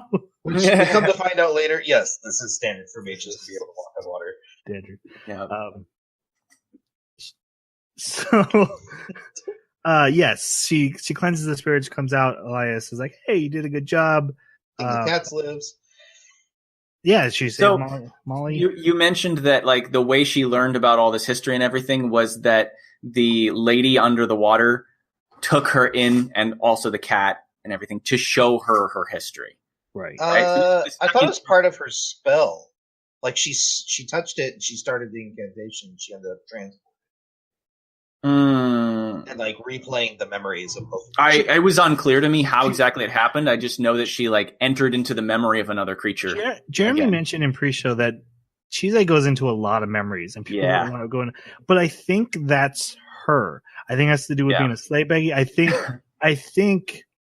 it has to do with her empathy as a character, how much empathy she has. That when she makes contact magically with another creature, she just easily transfers. I don't think someone like Elias would do that. But because she's so open and so desiring to have people in her life, she's so alone that she actually is sucking memories into her when she touches them. There's a moment where she actually literally sucks Elias into her body. Yeah. A little bit. She is a sponge of magic and mind and all that stuff. I think that's just part of what she is. So she's a magical Deanna Troy. Deanna Troy cannot read minds. As someone who shares my name, I will not allow you to. She can feel your emotions. That's right. The only reason I bring it up is because like this show, one of the things I've seen about it is that it has very strong patterns with things that are almost inconsequential, but they bug me. So like this is one of the patterns that bugs me, where it's like, okay, the solution is she gets to have a story told to her in the mind of another person. Just like with Nevin, she did it. Here she did it. Later she'll do it again. And then falling in the water, I was like, but I've got a pattern already. And now you're giving me another pattern. And so, yeah, patterns are something where like in a song, the pattern either has to be rewarding in itself, so that repeated applications of it are just more and more rewarding when you see them, or it has to be leading to some greater crescendo. And so I'm hoping that in the second half of this season, there's actually something that they're building these patterns to a crescendo of. But this is one of the patterns that I'm seeing. So for me, I'm super okay with it because I think they need to present these flashbacks anyway. And I'm super okay with it being part of the world building and lore. I really hope there is a actual magical reason these minds get sucked into her. That it really is like, oh, it's her desire to not be alone, that she literally sucks brains into her side her. If that's their answer, I love that. That's great. Yeah, and that'd be a great way for storytelling too, because you do need these flashbacks. Mushishi just tells you the story because there's a storytelling anime. This isn't. So this is more linear. Yeah, so I'm okay with it unless they say, "Oh, it's just this weird thing that we needed for storytelling." If there's a good reason for it, I'm super okay with it. That's exactly where I'm at. So I did love after the corruption was gone, Renfield and Alice were just like, it's gone. Oh well, let's get out of here. Flash, they're gone. Yeah, I love their little glow sticks for teleporting. I'm kind of super into the alchemists too, guys. Nope. Wait, you can teleport. That's breaking the laws, but how did you make that? Yep. She, after this, again, passes out for a very long time. And so long, in fact, that Elias puts her in the woods to sleep. which is really funny because she's covered in animals all the time because they just come and lay Yeah. on her. I love the flying sheep things. Those things are amazing. We see Elias visiting her, and Simon shows up, and then this is where the Fairy Queen and Fairy King show up. It is Titania and Oberon. Titania. It's Titania. Titania. Dub. They don't really emphasize her emphasis. It should be Titsania. Wow. She's drawn a little etchy. Oh, come on. Like her top doesn't, it's a platform. That's all it is. Her top is a platform. It was amazing. There's, it was interesting because I saw that, and there's another character that's very similar, and it was like, yes, it's interesting that Chise isn't. She's, you're right. Yeah. In the anime Fairy Tail, Lucy, the main character, lots of girls are busty, but Lucy, the main character, is also super busty. And what a coincidence! I thought it was very interesting that they drew Chise so human proportioned, modest, and then they had characters who were so super immodest, almost like. Well, I can respect that. The Fae are like that. That they're like, yeah, let's let them out. Let's, inspiring. Yeah, I would say that Chise was, she was not a character that we were supposed to view as sensual, but Fae are frequently, especially in the case of like Titania and the vampire Fae later, they're known for their sensuality and seductive qualities. So I thought it was totally appropriate. In fact, I certainly don't bring it up to cast stones or aspersions at it. I thought it was great, but I think it also fits with the lore and the folklore and the application. I thought it was a good choice. It was a great choice. I actually enjoyed the king a little more. Oh my gosh, the king was great. I love the king. And honestly, this whole scene was really good. The plot we have right before this was really good. The cat story, and there's a story that comes up right after that was really good. But I also really enjoyed this very calming episode that also kept my interest the whole way through. The king is great. The queen is great. The relationship was great. And also a shout out to my man Spriggan for keeping it real. Oh, dude. Spriggan was funny. When the queen's like, you should come to dinner. And Spriggan's like, don't you dare come to dinner. Yeah. Both because you're not wanted and you will probably die. Yep. Or at the very least, never leave again. Right. Yep. I love that Elias even called that out. He's like, but if we come, can we leave? Oh, probably not. That's what I thought. Not much happens in this. There's some really good jokes. The fairy dog biting scene was pretty great. Having dogs sicked on him and then enjoying it, and Chise being like, "Oh, he's into that." Yeah, I think it was just to introduce these characters because they'll be recurring. I imagine they'll show up again. I did like to speed up the healing process for Chise. They needed Fae power so strong that it had to come from their king. I thought that was appropriate. That was like, okay, this is a slave baggy that needs so much magical energy. The only way to get them to a point of healing this quickly is someone that powerful. Mm-hmm. So the one other part I really loved about this is when the king is teasing them about having children. And they've been mentioning marriage and honeymoons, but there's never been any mention of any kind of relationship between these two. And this is the first time is there a relationship between you two? And the way the characters acted was very natural and very honest. Chise gets embarrassed, and even Elias mentions something just hit against my rib cage. Yeah, and then I'm like, oh. You are a softie, even though you've been scary. But at this point, even though he looks scary, like we saw the thorns that he casted, but like that's it. Like he hasn't been. He's been ominous, but he hasn't been particularly scary. Right. He's a power that you're hoping is going to be used for good. Right. Yes. I also thought it was interesting that later someone comments on how. Elias is a child. They see him as he never really developed into what we would call an adult because of his perception of the world. So in this situation, when it comes to matters that he's unfamiliar with, like matters of love, he would respond like a kid, almost mirroring her response. So that was cool. That was a nice touch. So when they go to deal with the third and final issue, I think this is the third issue, right? Yeah. Or is it a new one? No, this is. Well, are you talking about the church black dog? dog. Yeah, it's the third issue. Okay. So they go to deal with a black dog at a church, which we've been kind of getting visions of in the last episode and the next one. And apparently is not uncommon for these black dogs to guard church graveyards, right?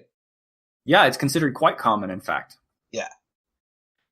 They get to this church and there's a murdered woman there and a crowd. And so Elias leaves to investigate. Chise almost immediately gets attacked by an evil spirit. And a man jumps forward and saves her from it before collapsing and transforming into a dog.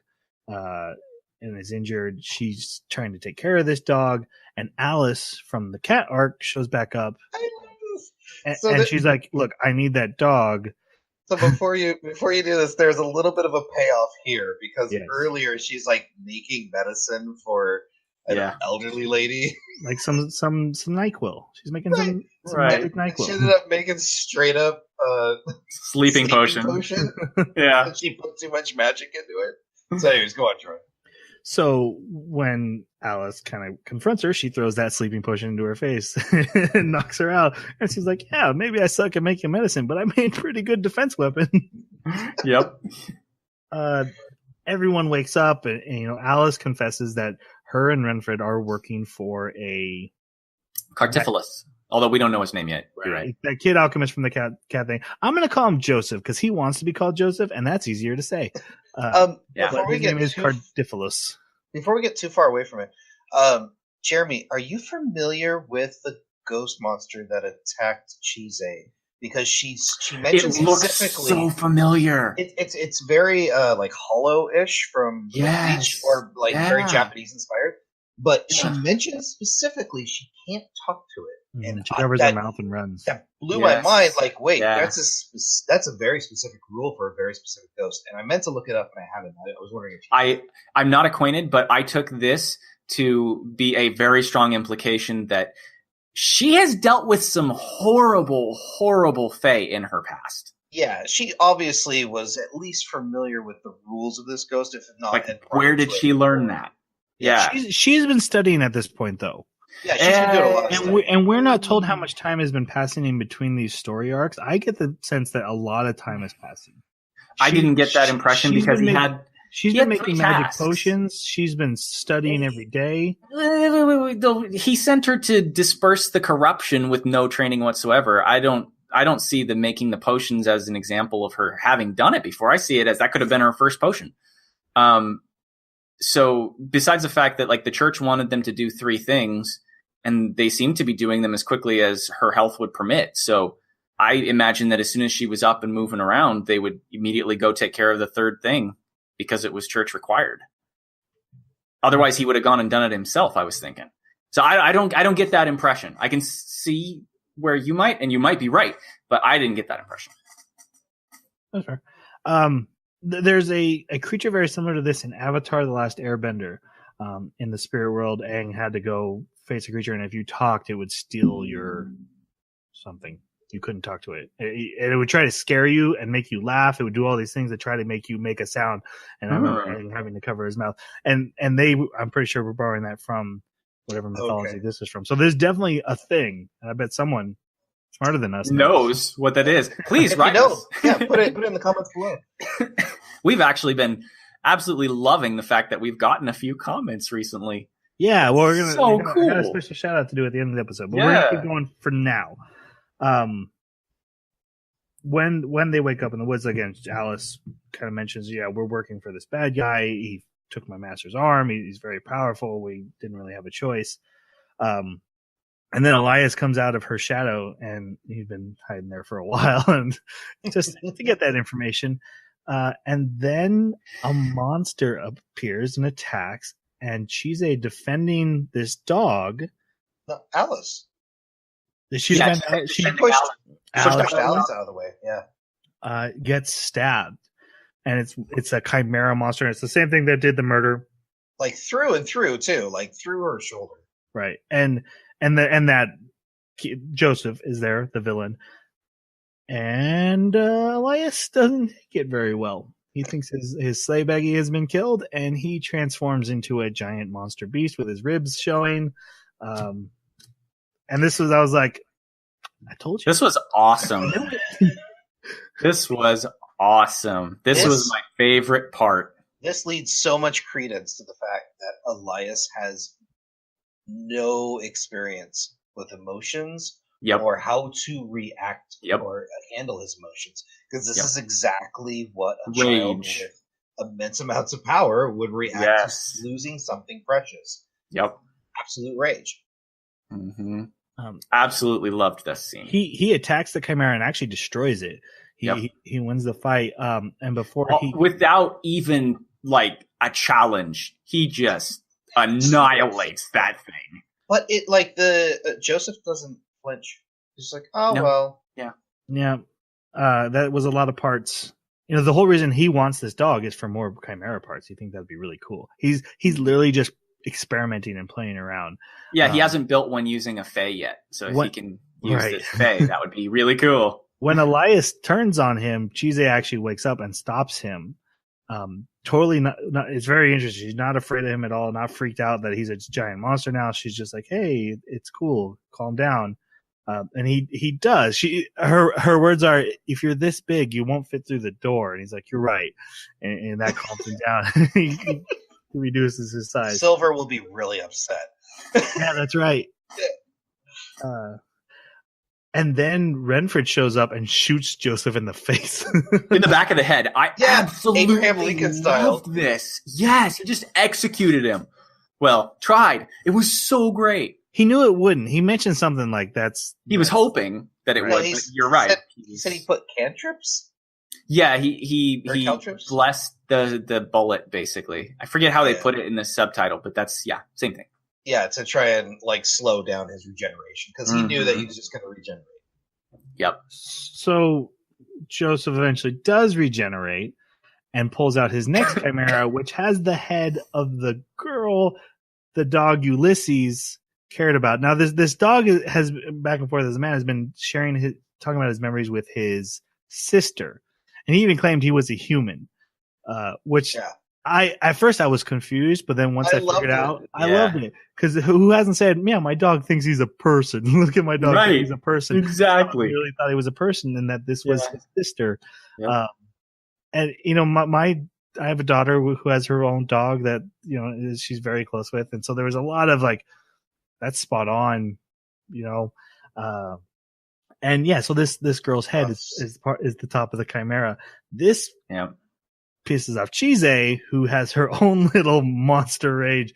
She turns the blood around her into wasps. Yeah. And spider wasps. When Elias goes to stop her, she literally absorbs his arm into her. Yeah, his whole forearm. And he has to regenerate it. He does get her to stop, but she was like breaking magic rules of what you're not allowed to do. So I kind of wanted to see her go through with it. I was like, dude, let's go. I think it would have been like a black hole of annihilation that she would have been sucked into as well. Right. I had a feeling it might have killed her because of her sleigh beggingness. Yeah. It might have even done some serious damage to the planet. She called Joseph out for being the one, the cat issue. Mm-hmm. Right. Yeah, she did know. And a Fae shows up. His name is Blue Flame. Shows up and saves them, helps them teleport away. He is a will-o'-wisps. He's a blue mage. I loved that when he showed up. Oh man, that was so great. It reminded me of Zelda. There's always like the spirits with their lanterns. In Zelda.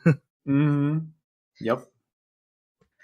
Basically, that just buys them some time. And when Joseph comes back, Chise and Ulysses, who she renames to Ruth, form a familiar bond. So he becomes her magic familiar to both help deal with the magic and kind of be a barometer of how she's handling it. So this is a good time to talk. What did you guys think about Ruth, the character? I enjoy him. Did you enjoy a character in this anime? Weird. Yeah, right. So I don't even disagree with you. It's just, No, me neither. it hit a specific chord because in EverQuest, the first one, I played that for about 4 years, and Wizard was my favorite character. And in that one, you had to do some special things to get your familiar. So since Elias, before going on this trip, Elias mentioned that's one of the things they should do in the future is get her a familiar. I was down. I was just like, oh, that is so cool for a mage to need that. And then it was a dog, and and it was a dog that thought he was a person. Oh god, that scene where he's sitting at Isabella's grave and just like, she'll wake up soon, right? She'll wake up. Oh, she's just sleeping. Oh, that tore at the heartstrings. But yeah, the stoic, I'm here to protect you. Bond. It was. I dug it. It was good. Yeah, do you remember the episode of Futurama where it talks about Fry's dog? yeah. Oh my god, I got the same reaction to this where I was like, oh, that's so sad. That's so sad. And I think it's probably because I was primed from seeing that episode of Futurama, and you never forget that. It's so sad, that loyalty that a dog has. And myself, I'm a dog person, love dogs. And I absolutely agree. This was a great character. Great character. You saw the guard aspect of him come out so much, both as a human and as a dog later. He would be in his human form and yet he'd still be like, stare, it was fantastic the way they portrayed him. And he was a cool looking fey dog. Mm-hmm. That tail was awesome. But I do have to admit that the way that they formed their pact and the speed at which, granted the circumstances accelerated it so that they had to make a decision now because she was trying to preserve the dog, basically. At least that's the impression I got. I didn't like the way they presented specifically the pact making. And Tanya was sitting behind me on the couch and she was watching a different show, but she looked over at my screen because she'd been periodically just asking me questions about what was going on. And she goes, I thought she was supposed to be falling for the other guy. Why is she in love with this guy now? And this was when they're like on a pinkish purple background and it's spinning around and there's chains around them and they're interlacing their fingers and they're whispering to each other. And I was like, I see it too. And the music is playing and I'm like, this seems like a sort of, and I understand intimacy, like the concept of a familiar and a mage is supposed to be they emphasize sharing mind, sharing experience, it's a very intimate relationship, which this was a way to show intimacy. I get that. But at the same time, it kind of felt like it was treading into the territory that was already so complex with Elias of this relationship. Like, what is their relationship? I don't understand. And then, hey, there's this dog we introduced an episode ago, and now they're spinning around in a Sailor Moon thing. It just came across as weird. He's using the phrases that, love, I love. Yes. But in a dog way, it's appropriate, but just this scene does not convey dog love. Okay. I had a very same thought when I wanted to see. Like, but afterwards, they did not follow this. They did a fantastic job with the character and their relationship afterwards. This scene, I just have to criticize as being... It's just the art style then.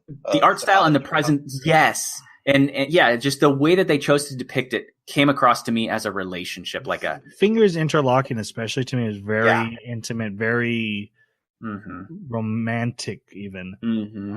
So yeah, when I saw that, I remember thinking the very same thing.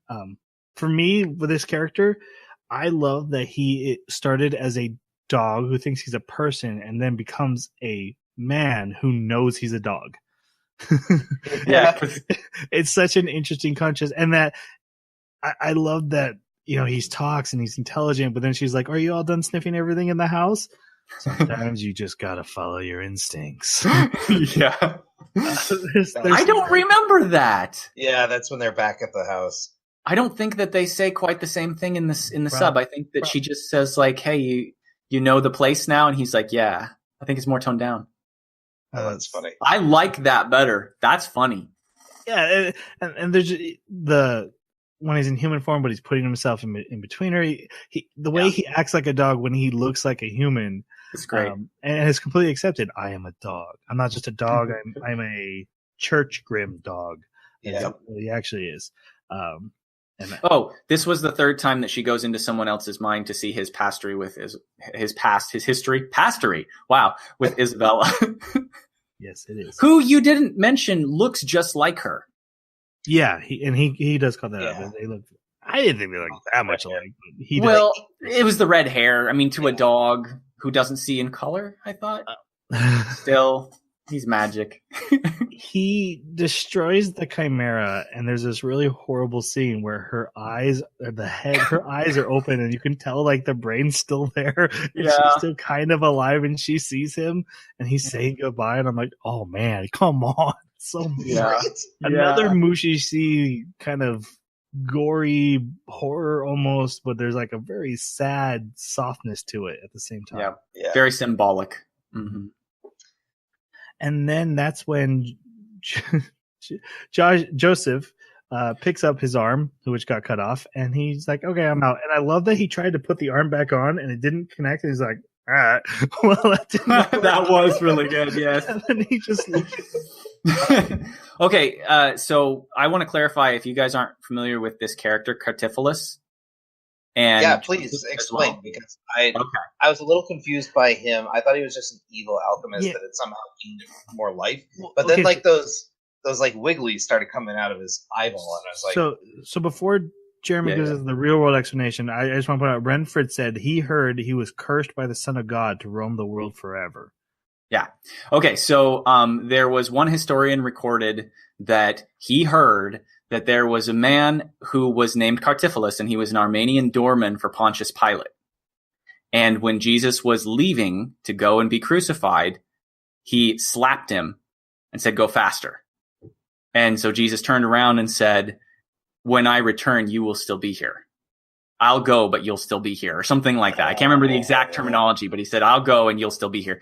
And so the man got scared because he took it as a curse from Jesus.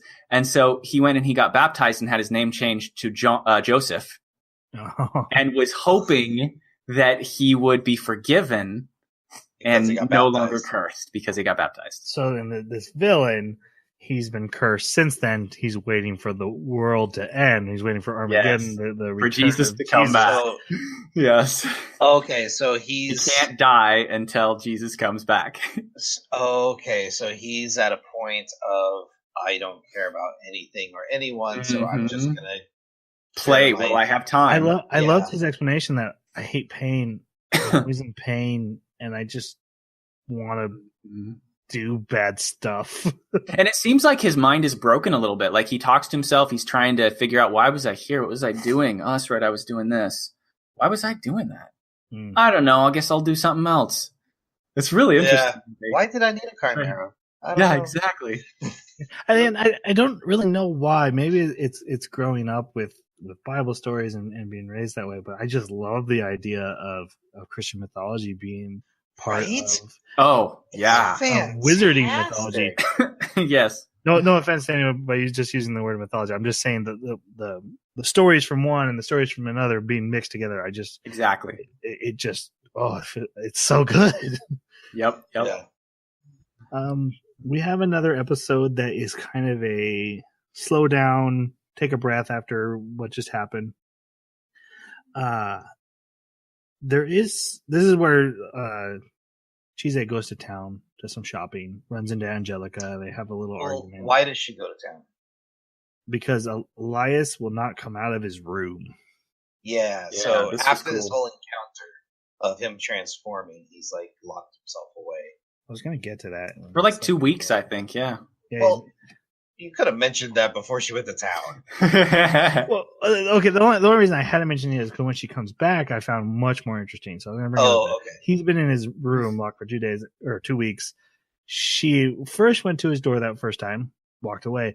Now she decides to go in. She goes in, the door slams shut behind her, and him in almost a serpent-like form now it was different than the other form, right? Yeah, much different. He pounces on her and then asks her to stay, and they cuddle, basically. And then she dreams, or when she wakes up, she has memories or a dream of him like going to eat her, like Yes. drool dripping from his fangs onto her Yep. face as he's coming down. And then she has a Bite her flashback face. of her mom strangling her. Yeah. Yeah, and then wakes up alone in her bed, and so she spends the rest of the His episode- bed, right? His bed, yeah. And She he's spends gone. well, she's his wife, so never mind. Not And, yet. and guess who's right outside the door? His loyal servant. Well, Yep. the best one was Silver Lady holding the hammer. Like, if I need to go in there, I'm going in there. That was hysterical. Yeah. I thought that was really good because Ruth, he tried to get in too, and he got blocked out, and he's been whining at the door ever since. But Silver Lady showing up with like a sledgehammer, like, okay, if I gotta do this, I gotta do this. That was good. Yeah. Anyway, so Chise and Ruth go looking for Elias, and there's a part of the story where she wanders across older gentleman who has another fae with large. I wrote down she is a Leanne Ashy. Wow!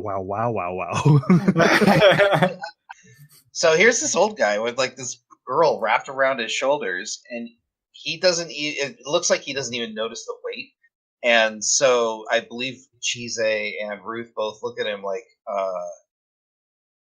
we want to mention that there's this person on top of you, but I don't think you know. So that's pretty funny. I mean, if you guys can comment more on the story, but I wasn't really going to go into too much. This to me was one of the few outside of the dog arc, which to me was the peak of the season that we saw so far. This was, I think, the next peak for me, even though it's super short, and only simply because there was this sort of almost casual casting in of this relationship between these two characters, but it's done so quickly and so well. How this fae is like a vampire that sits in the She's in a the garden. muse vampire, so she gives you inspiration, but she feeds on your blood like a parasite. Yes, yeah, She's not a regular muse; she's a vampire muse. that's right. She refuses to because she doesn't want to kill him, but she Right. No, she can't. He doesn't have any ideas to inspire. She Well, can't. oh, is that what it is? I He thought said- she said. He said, "I can't even drink his blood and give him an idea because he's not a creative type." Right. Oh. Yeah, but I love the fact that she's sticking around with him, even though he can't see her, doesn't interact with her, and purely because their eyes met once, and there's this love that she genuinely has for him, and it made such an impression to him that he wrote a short story about it. And That was not great. I thought that was just fantastic storytelling so quickly. This has one of the most important things I thought in the story, especially for our main characters. There's a huge moment in this, because this vampire fae doesn't understand why she stays by this man's side, Yeah. and she asks Chise, and Chise is like, "Well, I think you're in love," and she's like, "Don't tell me that, or I will eat him." Because if a fae falls in love, they will devour what they love. That's important for Elias, who has just had a scene where he almost ate Chise, Yep. and he's clearly forming feelings for her, and I now think it's you're tight, absolutely and has right. now disappeared. What? I never put that together. I didn't either. I You didn't just either. ruined this whole thing for me. Thanks. Oh, I love it. I think that No, I'm just adds kidding. so No, that's much. great. That's so great. Oh, Honestly, yeah, I that she said that, and it sent a chill down my spine because I was like, "Oh, Elias. that puts so much into the implication of what we just saw in that bedroom and everything that's been building up to this." He needed to have a wife he didn't care about. He needs to have just and he's told her, "Yeah, you are just an experiment." He is like, "Yeah, you're probably gonna die in like 4 years, but I think I have a way to save you, and I just want to see if that works." He's been very open and honest. He still treats her good, but this is a business arrangement for him. This is a mage test. yeah. And it's becoming more, and what that could mean for him, especially what we find out more about him later, he has tasted human flesh in the past. It's He tasty. thinks. He doesn't know. Right. Right. That's true. Jinx, you owe me a Coke. All right. At least I'm not making you be silent. That's too bad. Ruth finds Elias, and so the scene ends with Chise running to Elias, who's laying in a pond on the shore bank to pull himself back together from his monstrous form. He's like, yeah, I only just got back into human form right before he showed up. She kind of berates him about not telling her about him. She's like, you should have told me some of this stuff. He's like, yeah, I'll tell you. And she's like, no, you're totally lying. Yeah.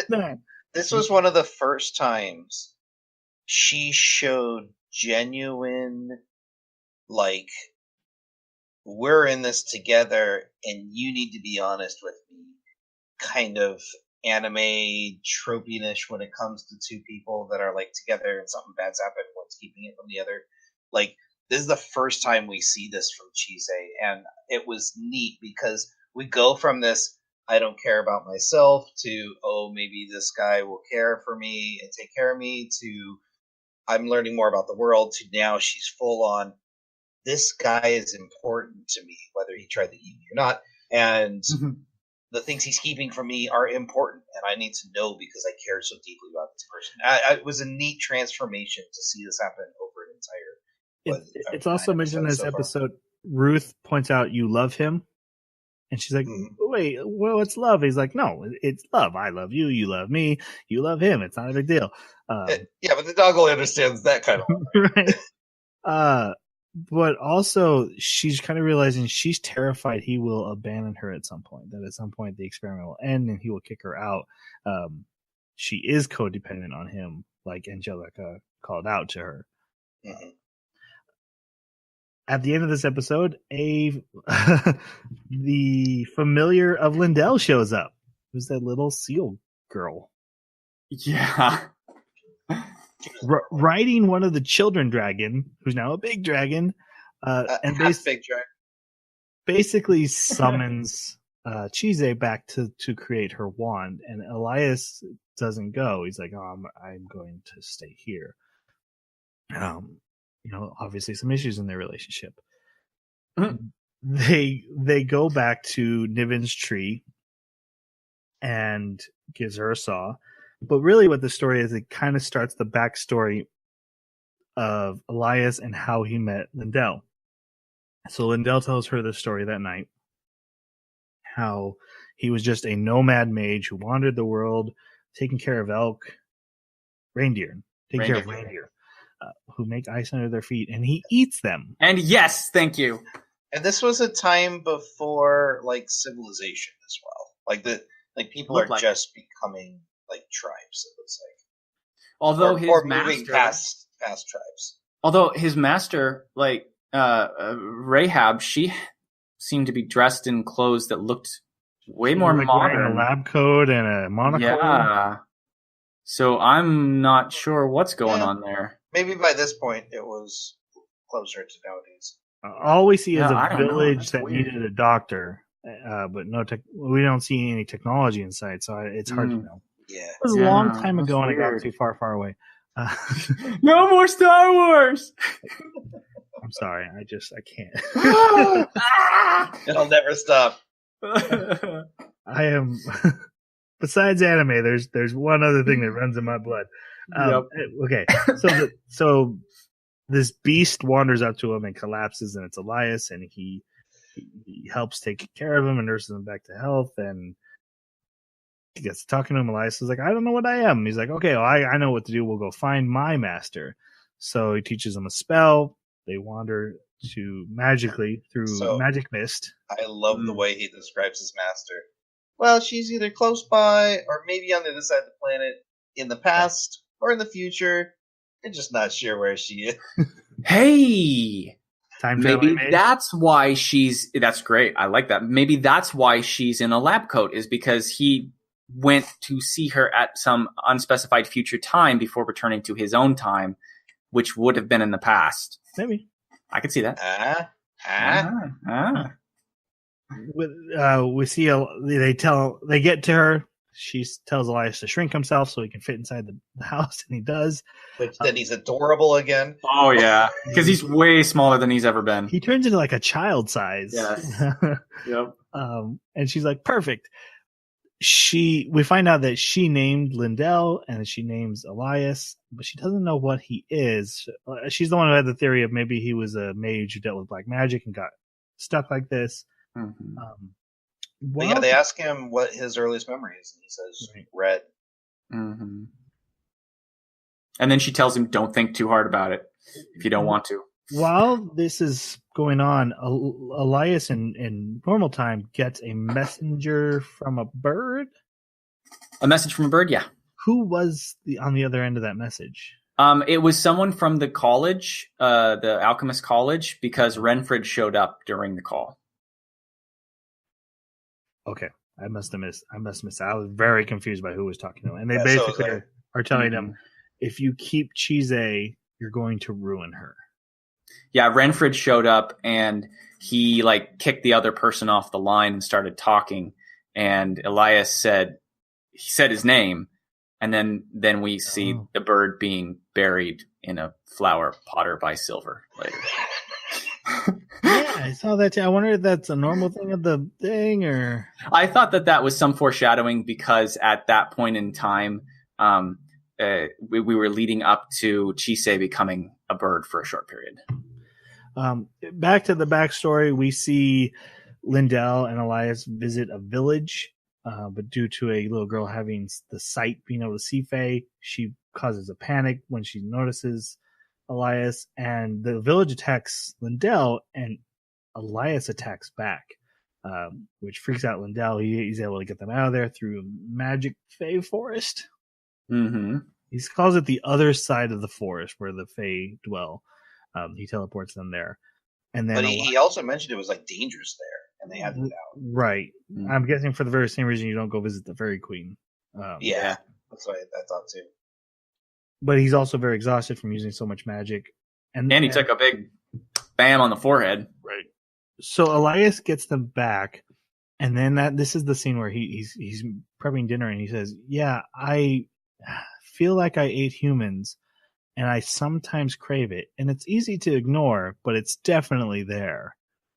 And this is the first time Chise has been told this by, because Lindell says, "Yeah, I was scared, but then I ate his food and it sucked, so I figured, I'm safe." I did want to point out real quick. Elias always wears this green pendant, and he got it from Lindell's master. Mm-hmm. I thought that was really awesome. That was super cool. Yep. Now I gotta figure out how he became so rich. Right. After the story, Chise has to finish her wand. This is the scene where she falls into the lake again, and instead of just falling in and giving into despair, she sees this beautiful water serpent dragon thing swim by, and she swims out of the water on her own, and it's like, oh my god, I saw something amazing. And it's just a really well done contrast of where she was and where she is now. Yeah. And then there's also the joke by Lindell, you fall in the water a lot.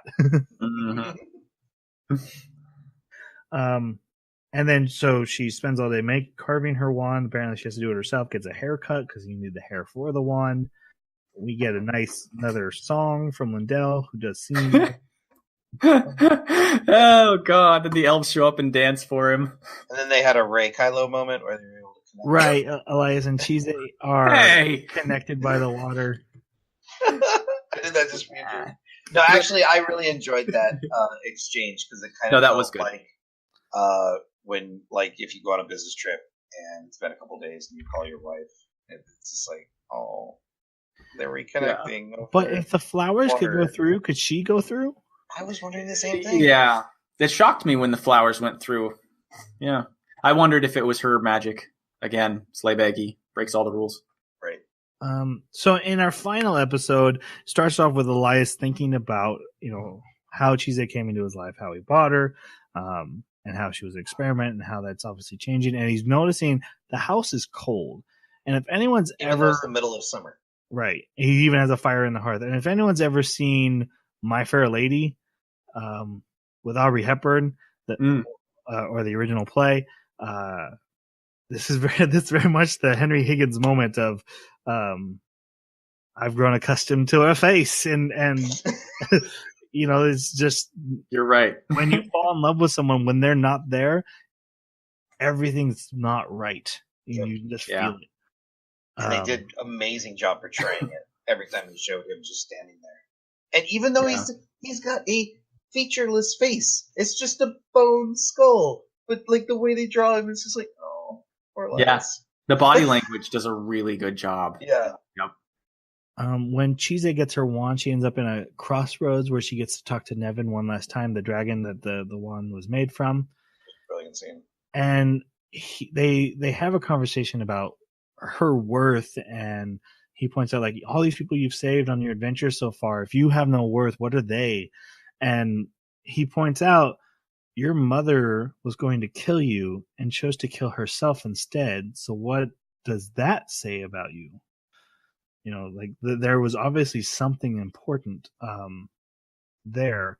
And Chise decides that she does want to tell Elias how she feels, or how she's feeling at that moment. I love this scene because she gets her wand, and they figure, Lindell's like, oh yeah, I'll get the dragon and they'll take you home. And she's like, nope, I got this. Uses her magic, and she's trying to use the teleportation spell that Elias used in the beginning with his thorns. She's like, oh, I could just do that. And the fire fairies are like, we have a better idea. And they turn her into this fiery phoenix bird who has to fly. Wait, listen, I got this great idea. Just go with me on this. And then the music kicks in. Yep, and then the end credit song. Is it the end credit or the opening credit song? It's the end credits. Mm-hmm. Okay. And so she's flying across the oceans into England and flies to Elias's arms. Who then immediately passes out. Yeah, and then immediately Elias is like, dude, every time you use magic, you knock yourself out. Why are you doing this? That's exactly what I thought. I was like, you could have just ridden back on a dragon. And then Ruth comes out of her shadow, which I thought was interesting. Yeah, that was. I was wondering where it's like when he seems like a shadow fae, though. I mean, yeah, a church dwelling dog fae that's black. It does. Yeah, it's like when they have a bikini and they say, "Where did they hide that gun?" Like, where was he in the Phoenix outfit? Because there wasn't a lot of room. No, it felt like Elias and him shared that magic type. So that would be like an innate ability that maybe that shadow type is able to use. So, I'm having problems then with the issue of if she's the point that light is emanating from, she has no shadow during the travel. So does he just exist in the idea of her shadow, and then when her shadow appears again, he can come out of the idea of her shadow? Yes. Oh, okay. That makes sense. Magic. Magic. Well, her clothes also disappeared and then came back, so there's that. Wherever her clothes went, maybe that's where he was hiding. So she dematerialized him and then materialized him back. Yeah. That makes sense. She's a sleeping. Yeah, magic. Magic. She's the chosen one. Yes. So this episode ends with just a happy meal. No, not a. Wow. Chicken McNuggets, or this podcast brought to you by McDonald's. Oh, I was thinking fourth meal. No, they have breakfast together, and it's shearing season for all those sheep fae that are floating around. But the thing that really interested me was her dream of her family during happy times.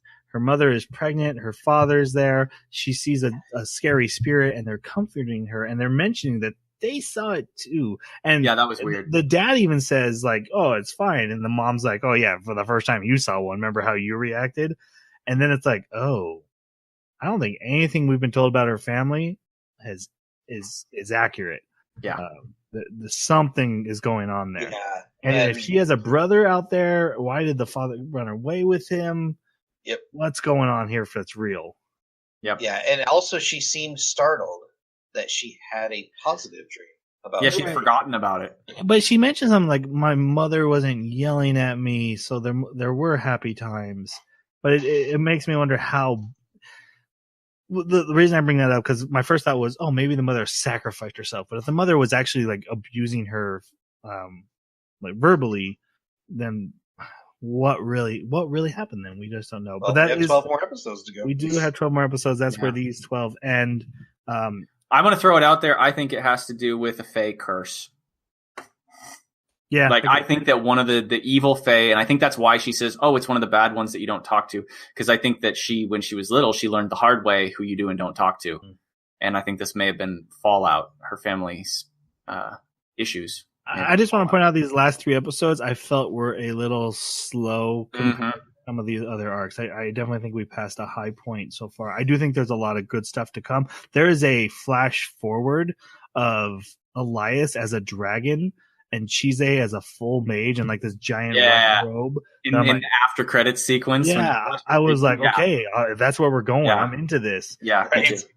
But these last couple episodes with the wand making and everyone just kind of... It was very slice of lifey.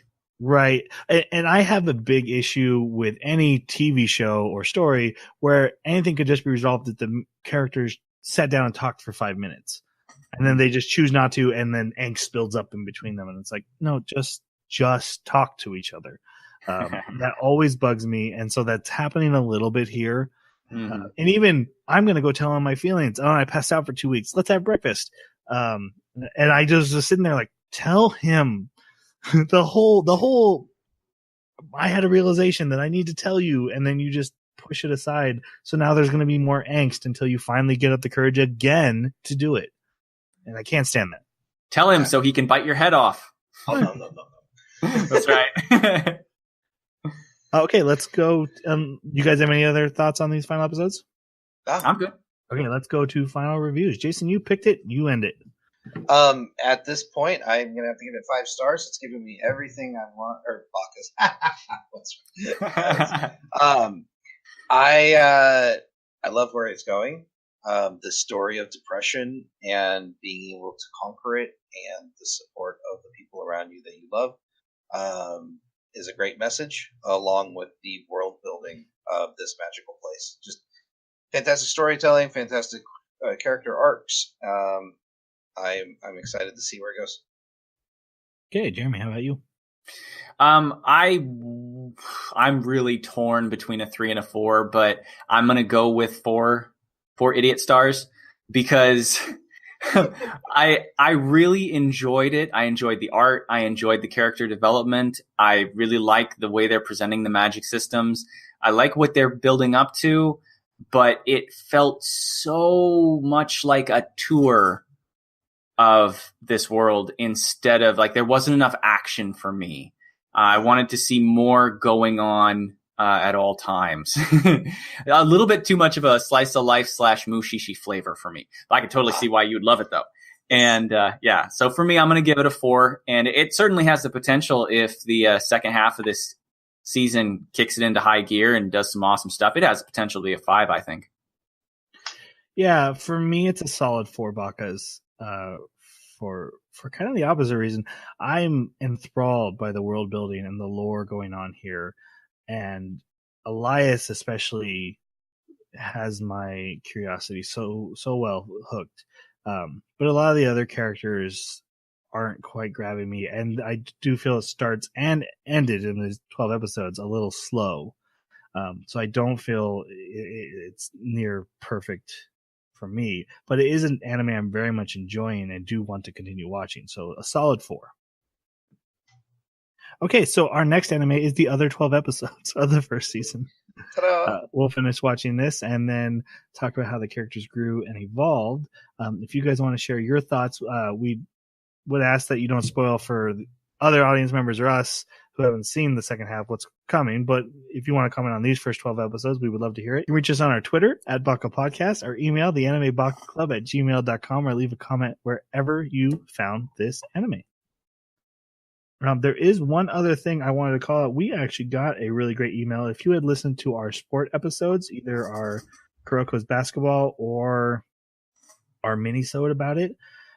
We got a really great email that I want to call out from Justin, who keep working in that brewery, man. That's way better than my job.